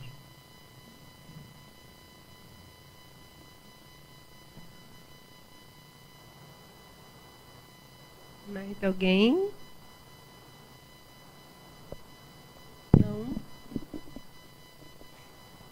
Bom, eu queria fazer um comentário, agradecer por essa conferência. É um tema de extrema importância para nós aqui, em especial no Brasil, no mundo, obviamente, né? Como você trouxe, professor, mas a gente tem acompanhado, não precisa necessariamente ser pesquisador da psicologia organizacional e do trabalho para se ver o que está acontecendo, basta ser um trabalhador ou membro de uma família de pessoas que trabalham para a gente perceber o quanto as pessoas vêm adoecendo no ambiente de trabalho por conta de conflitos no trabalho que geralmente, como os dados mostram, poderiam ser facilmente resolvidos por algumas estratégias postas.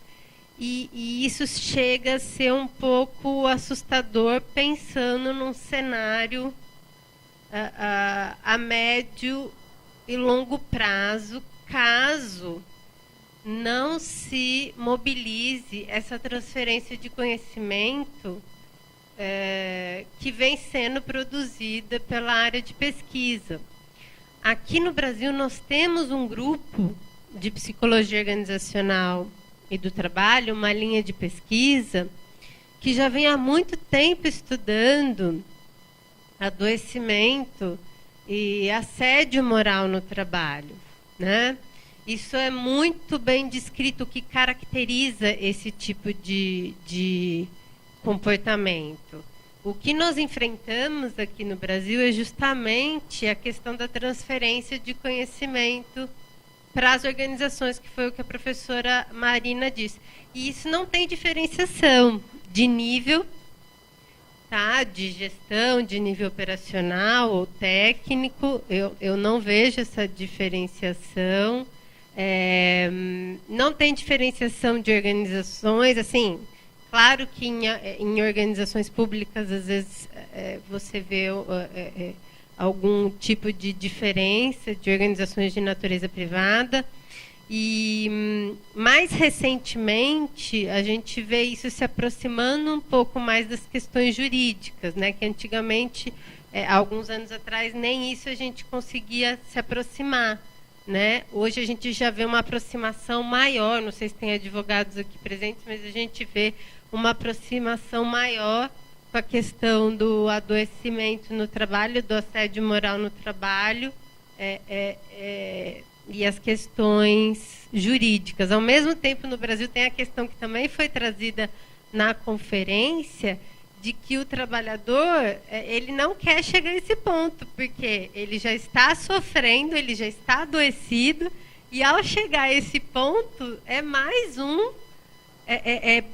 mais uma questão de adoecimento, é mais uma questão de estresse, e é mais um problema que ele vai encontrar dentro da organização que ele não conseguiu resolver, né? Então é um desafio no Brasil a gente conseguir lidar com esse tipo de situação,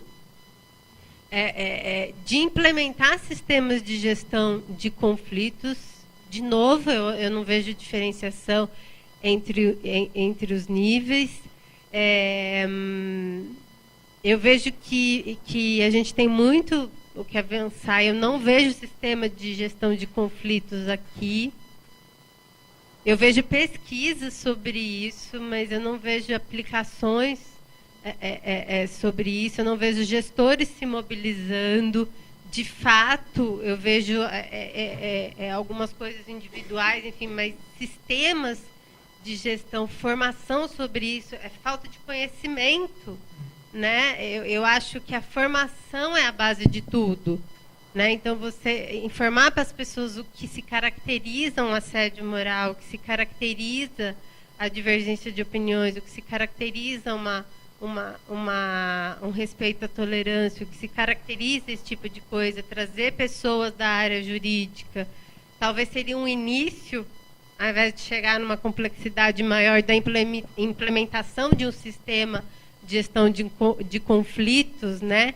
Isso teria que partir de gestores, como foi uma das perguntas, né, que foi feita, porque nós estamos muito, muito, muito além de chegar à implementação de uma resolução de gestão de conflitos, né? Na minha opinião, não sei qual que é a sua. Nosotros, bueno, la experiencia, nosotros en Andalucía tuvimos mucha suerte de que cuando comenzaron los sistemas contaron con la universidad, que podían no haberlo hecho.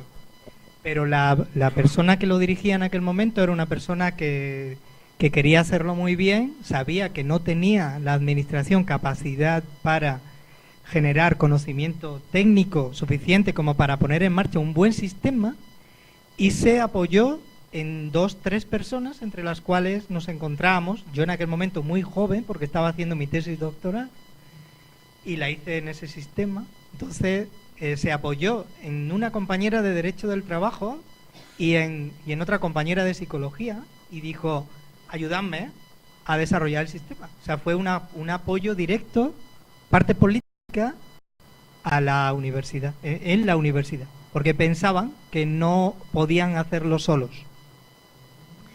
Ahí nosotros, por ejemplo, yo llevo trabajando desde el año 2010 aproximadamente con Perú, entonces intentamos hacer algo parecido con Perú, en el sentido de que teníamos la suerte de contar con la directora de OIT, de la Organización Internacional del Trabajo, que era una de la regional, que yo no sé qué países lleva, pero bueno, estaba la sede en Perú, en Lima, que estaba por la labor de facilitar las cosas. Era una compañera conocida por nosotros, además era hermana de un departamento, igual era una española, hermana de un compañero, era fácil acceder a ella. Teníamos gente en el Departamento de Derecho del Trabajo que se había formado en Sevilla, alguno era amigo y trabajaban en estos temas, y teníamos acceso teníamos en aquel momento al defensor del pueblo, que era un profesor de Derecho del Trabajo, de Derecho, no de Derecho del Trabajo, de la PUC, de la Católica de Lima, y por lo tanto dijimos, ¿y por qué no intentamos hacer lo que hicimos en España aquí? Es decir, vamos a formar a técnicos del Ministerio, a técnicos de la Judicatura, a técnicos de la Defensoría. Empezamos a formar en Derecho, en cómo funcionan los sistemas por ahí, en derechos y en técnicas, y luego cuando esto esté medio formado, digamos, y esta gente mismo presione, vamos a presionar a los políticos de arriba que cambien el sistema y que introduzcan un sistema más negociado, menos judicializado. Entonces esa fue la estrategia, pero cambiaron. Tú imagínate lo que ha pasado desde entonces para acá. Han cambiado, lo único que se mantiene es el profesorado, gracias a Dios, de la universidad, pero nosotros hicimos la formación, que es la que está en mi currículum. Pero claro, ha habido muchísimos problemas. Empezamos con Alan García, luego llegó el Humala. El Humala tenía en aquel momento relaciones con determinada gente y aquello era facilísimo en aquel momento, pero luego se enfadó con el gobierno de Alejandro Toledo, de nuestro amigo se fue, del Ministerio del Trabajo, que era un viceministro, y por lo tanto, aquello de aspirar a la luna, nos tuvimos que quedar pues con algo desierto como Atacama o algo parecido. No aspiramos a lo que queríamos en aquel momento hacer, que es cambiar de mente, pero desde una formación concreta, cambiar de abajo arriba el sistema, ayudarle a cambiar, porque tú no cambias, o sea, tú lo que les dices es, se pueden hacer las cosas de otra manera. Pero claro, si no hay voluntad política, si no hay implicación política, no se pueden hacer las cosas. O sea que, pero no necesariamente no se puede hacer nada. O sea, nosotros formamos a 30 personas que ahora están ocupando puestos de responsabilidad, algunos de ellos en los ministerios. Me consta que ellos van, por lo que los conozco ya después de un año y medio, han mejorado un montón su forma de trabajar y ya no van a hacer las cosas de la misma manera. Esperemos que esas personas formen a otras y dentro de unos años podamos ver que hay movimientos políticos de cierto nivel hacia sistemas de resolución de conflictos muchísimo mejores y que no terminen apareciendo los problemas, por lo menos, que hay en Perú. Esa era nuestra aspiración. O sea, trabajamos para conseguir eso, pero sabemos que sin implicación política no la hay. Aquí, pues lo difícil a veces es encontrar el interlocutor. O sea, lo difícil a veces es decir, ¿con quién puede estar interesado en este tema? Porque puede ser que sea alguien de seguridad social de los ministerios relacionados con el trabajo, o puede ser alguien que tenga ser relacionado con los recursos humanos, con los derechos humanos, o bien un instituto de formación del ejecutivo. Yo qué sé, cada país es una cosa. Y es difícil a veces encontrar quién es el interlocutor. Y después también que sea el momento. Yo creo que aquí hace falta tener el momento donde políticamente esto sea aceptable. Pero yo creo que este tipo de cosas hacen falta en todo el mundo. No solamente en Brasil y no solamente en España. Es que hacen falta que la gente aprenda a resolver los problemas de otra manera. Tener sistemas de intermediación en las organizaciones. Y aquí se puede hacer, claro. El problema, como todo ocurre, es muy difícil saber. E são muitos sindicatos, são muitas organizações, são muitos. É muito diferente, diferenciado, são muitas lideranças. Né? Pero bueno, te pongo el caso. Nosotros trabajamos ahora en un proyecto con 12 países europeos. Dinamarca tiene, en una empresa puede haber 30 sindicatos. Porque hay sindicatos de auxiliar administrativo, de profesores asociados, de profesores principales, de personal de limpieza, de no sé qué, de no sé cuánto. Puede haber 30 personas. Y hay que negociar, claro, la manera es distinta, pero Dinamarca, a pesar de haber 30 sindicatos, o que puede haber en una empresa, puede haber, yo qué sé, están sindicados por profesiones y por niveles de profesiones, con lo cual hay muchos sindicatos. Pero luego después tienen un mecanismo de negociación diferente al nuestro, pero lo tienen y al final genera cultura. Es generar cultura. Cultura.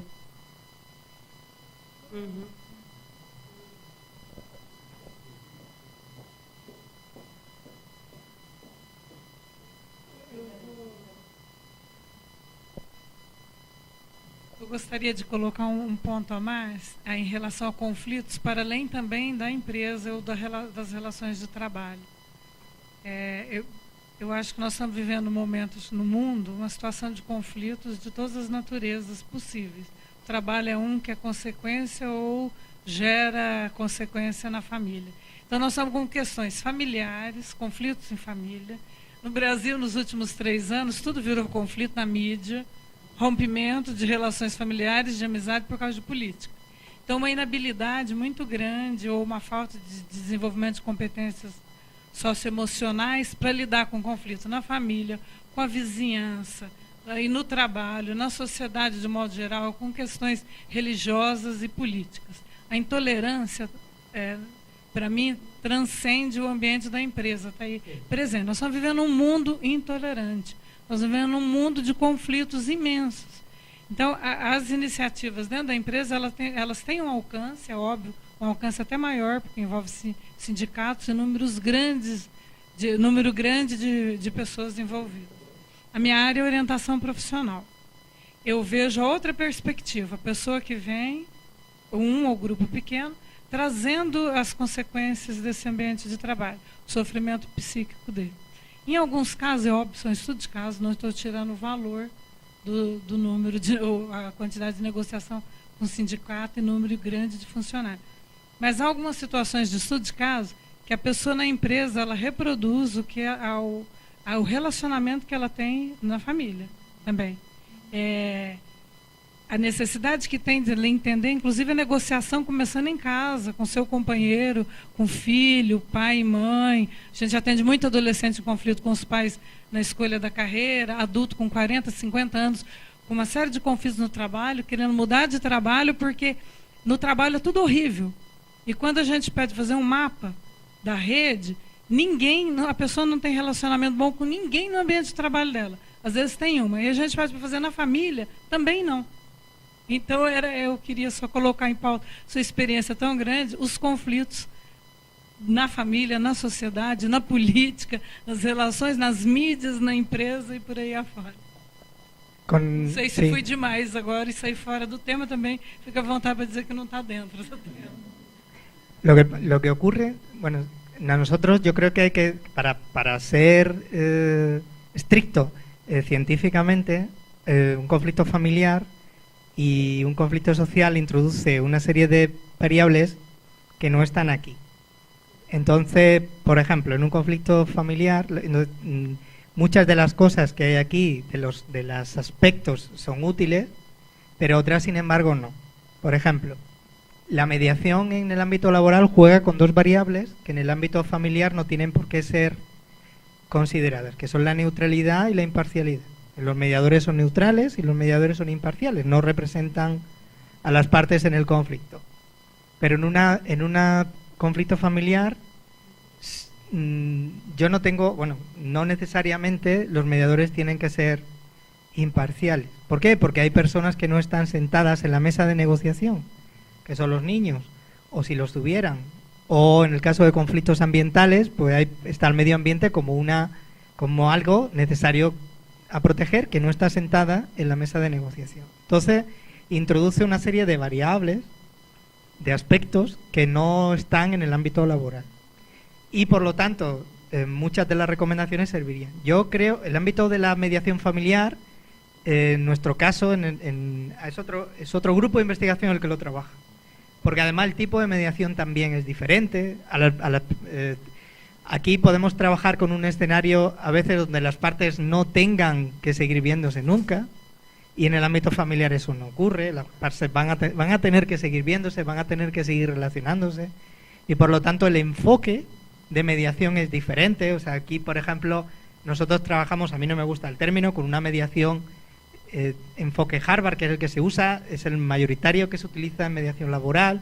Sin embargo, la mediación en el caso familiar es mucho más coherente a otro tipo de mediación, más circular narrativa, más transformativa, donde las partes aprendan, reflexionen sobre lo que les ha pasado, cómo han llegado a la situación que están, cómo pueden reconducirse.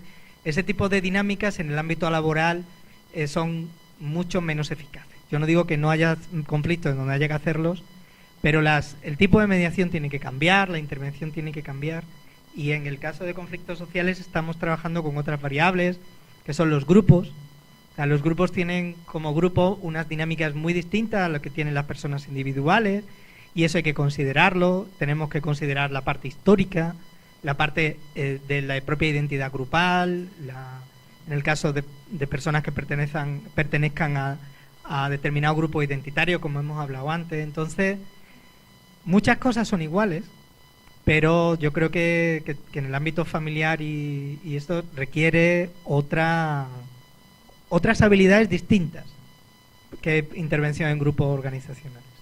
¿Sí?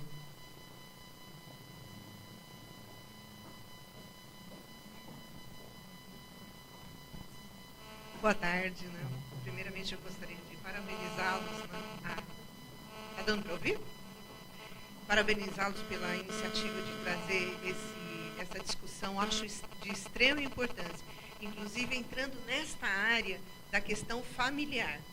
Nós, eu e minha sócia aqui, nós estamos assim montando um trabalho que, pelo nosso entendimento, é extremamente inovador, justamente pela dificuldade que seria assim, mediar conflitos na relação da família que tem empresa em comum, negócio ou empresa familiar. Nós assim, pelo nosso trabalho, já faz algum tempo que nós estamos caminhando nesse sentido. Nós descobrimos que aqui no Brasil, de 100 empresas que são constituídas, 90 são familiares e 65% delas quebram por problemas de conflitos familiares não resolvidos e não por problemas do negócio ou do mercado. Como a nossa colega falou, assim, eu acho assim, eu concordo que assim nós não temos muita coisa construída no Brasil, mas existe muita pesquisa, né, da área da administração, da área da psicologia, da área até do direito, porém essas pesquisas não saem das universidades, ou elas têm uma dificuldade de sair das universidades, e nós detectamos que tem um outro problema, elas têm dificuldade de se comunicar, porque conflitos que se dão nesta área, nós percebemos que são conflitos que tendem a usar, que para serem resolvidos precisam de interdisciplinaridade. E sobre isso, né, eu gostaria que o senhor assim, nos falasse o que existe no mundo sobre interdisciplinaridade e como que nós podemos construir ela na prática e mais. Como que nós conseguimos tirar esse conhecimento que está em diversas áreas da academia e trazer para o mercado, onde as coisas têm ocorrido e onde os conflitos têm se dado assim, com grande intensidade e têm precisado de profissionais com aptidões para trabalhar com relações tensas. Muito obrigada. Sí, yo, dos cosas con respecto a lo que ha dicho. Yo estaría tremendamente interesado en tener los resultados de investigación de lo que pasa en las empresas familiares. Incluso me ofrezco a ayudar en la recogida, porque a veces el problema de que los resultados de investigación luego puedan tener impacto es que hay que hacer una recogida sistemática y eso hay que saber hacerlo y no siempre es fácil. Utilizar instrumentos adecuados, traducirlos a la lengua correcta, bien traducidas, pero es un tema que a nivel de investigación yo conozco la que conozco, pero no conozco poca porque ya llevo en esto muchos años. Eso es un tema muy interesante y muy novedoso. Es un tema muy interesante y muy novedoso y por lo tanto yo creo que eso puede tener un impacto, si está bien hecho, en la comunidad científica, que al fin y al cabo los académicos vivimos de eso, muy, muy importante. Hay gente que trabaja en empresa familiar en España y trabaja muy bien del ámbito de la economía o del ámbito del derecho, pero no, o de la sociología, pero no desde el ámbito de la gestión nuestro, del ámbito de la conflictividad o de la gestión de los recursos humanos. Esa primera cosa, yo estaría muy interesado. Y luego, en mi caso, yo creo que la interdisciplinaridad es muy necesaria. Yo siempre trabajo con una persona de derecho, pero yo creo que para estas intervenciones trabajamos siempre con una persona de derecho. Pero las personas de derecho yo creo que hay de dos tipos. Los que entienden el derecho como una herramienta y por lo tanto luego a partir de esa herramienta se adaptan y saben que no todo es derecho y por lo tanto tú puedes trabajar con ellos y te entiendes porque entendemos y jugamos al mismo lenguaje. Y hay otros que solo están preocupados por la norma. Entonces tú le hablas de la mediación y te dicen, esto es un tema procesal y el derecho y la gente puede abandonar y la mediación no procede porque... Bueno, no estamos hablando de eso. Estamos hablando de que ya existe la mediación y que por lo tanto vamos a ver cómo mejorar lo existente. Entonces, son gente de derecho porque son importantes, porque ellos tienen que saber, la gente de derecho, te tienen que ayudar a reglamentar la situación. Te tienen que ayudar a saber los derechos, cómo hacer determinadas cosas que nosotros no sabemos. Si se hay que grabar, si no hay que grabar, cómo regular la entrada de la gente en el sistema, cómo regular que se cumplan los acuerdos, qué tipo de cosas hay que firmar. Todo ese tipo de reglamentos son tremendamente importantes. Y nosotros nos encargamos de que el sistema, una vez puesto en marcha, funcione.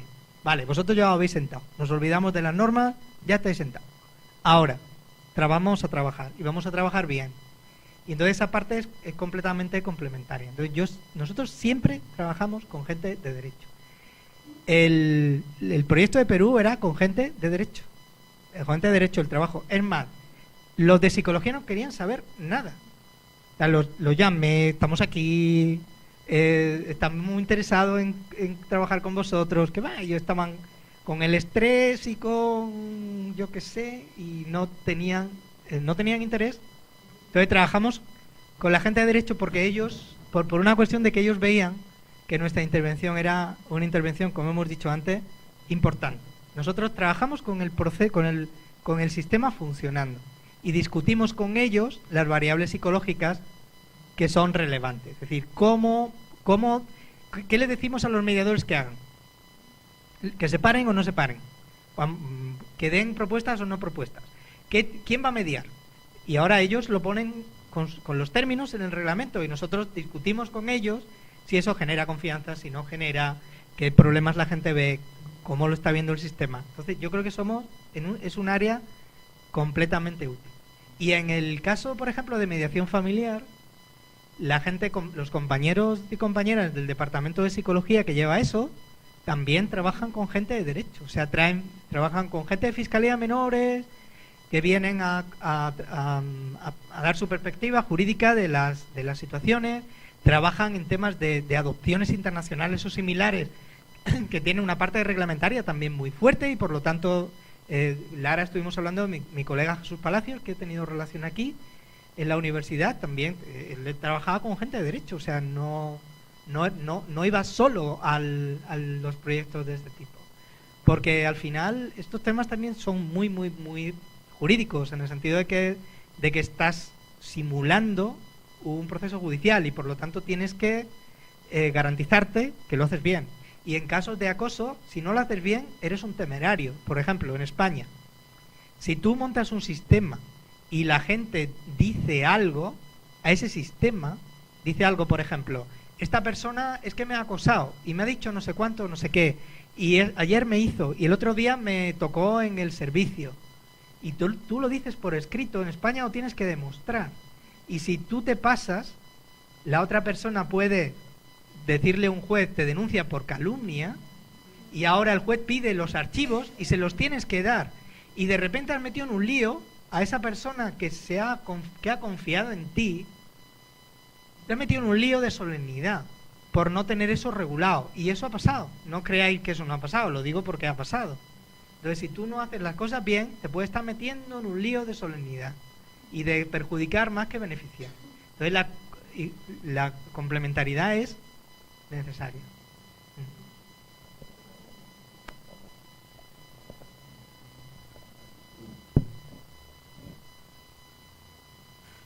Mais alguém quer fazer alguma pergunta? Não? Podemos encerrar? Bom, então eu quero agradecer novamente a presença de todos. Novamente eu falo que esse link vai estar disponível, nós vamos divulgar isso na rede, o Instituto de Estudos Avançados vai divulgar isso na página deles, nós vamos divulgar isso na nossa página do LabPOT, o Laboratório de Psicologia Organizacional e do Trabalho da USP, a página do Departamento de Psicologia, do Programa de Psicologia de Pós-Graduação também vai divulgar, então essa conferência vai estar disponível, tá? Em breve. E agradecer imensamente, novamente, a presença do professor Francisco Medina aqui para proferir essa conferência de extrema importância para nós aqui no Brasil. Tá? E esperamos vocês amanhã, quem quiser assistir a defesa. A Lara já vi. A defesa da Lara. Tá ok, gente? Muito obrigada, viu? E, novamente, os eventos da pós nos dias 7 e 8 de novembro. Certo? Muito obrigada.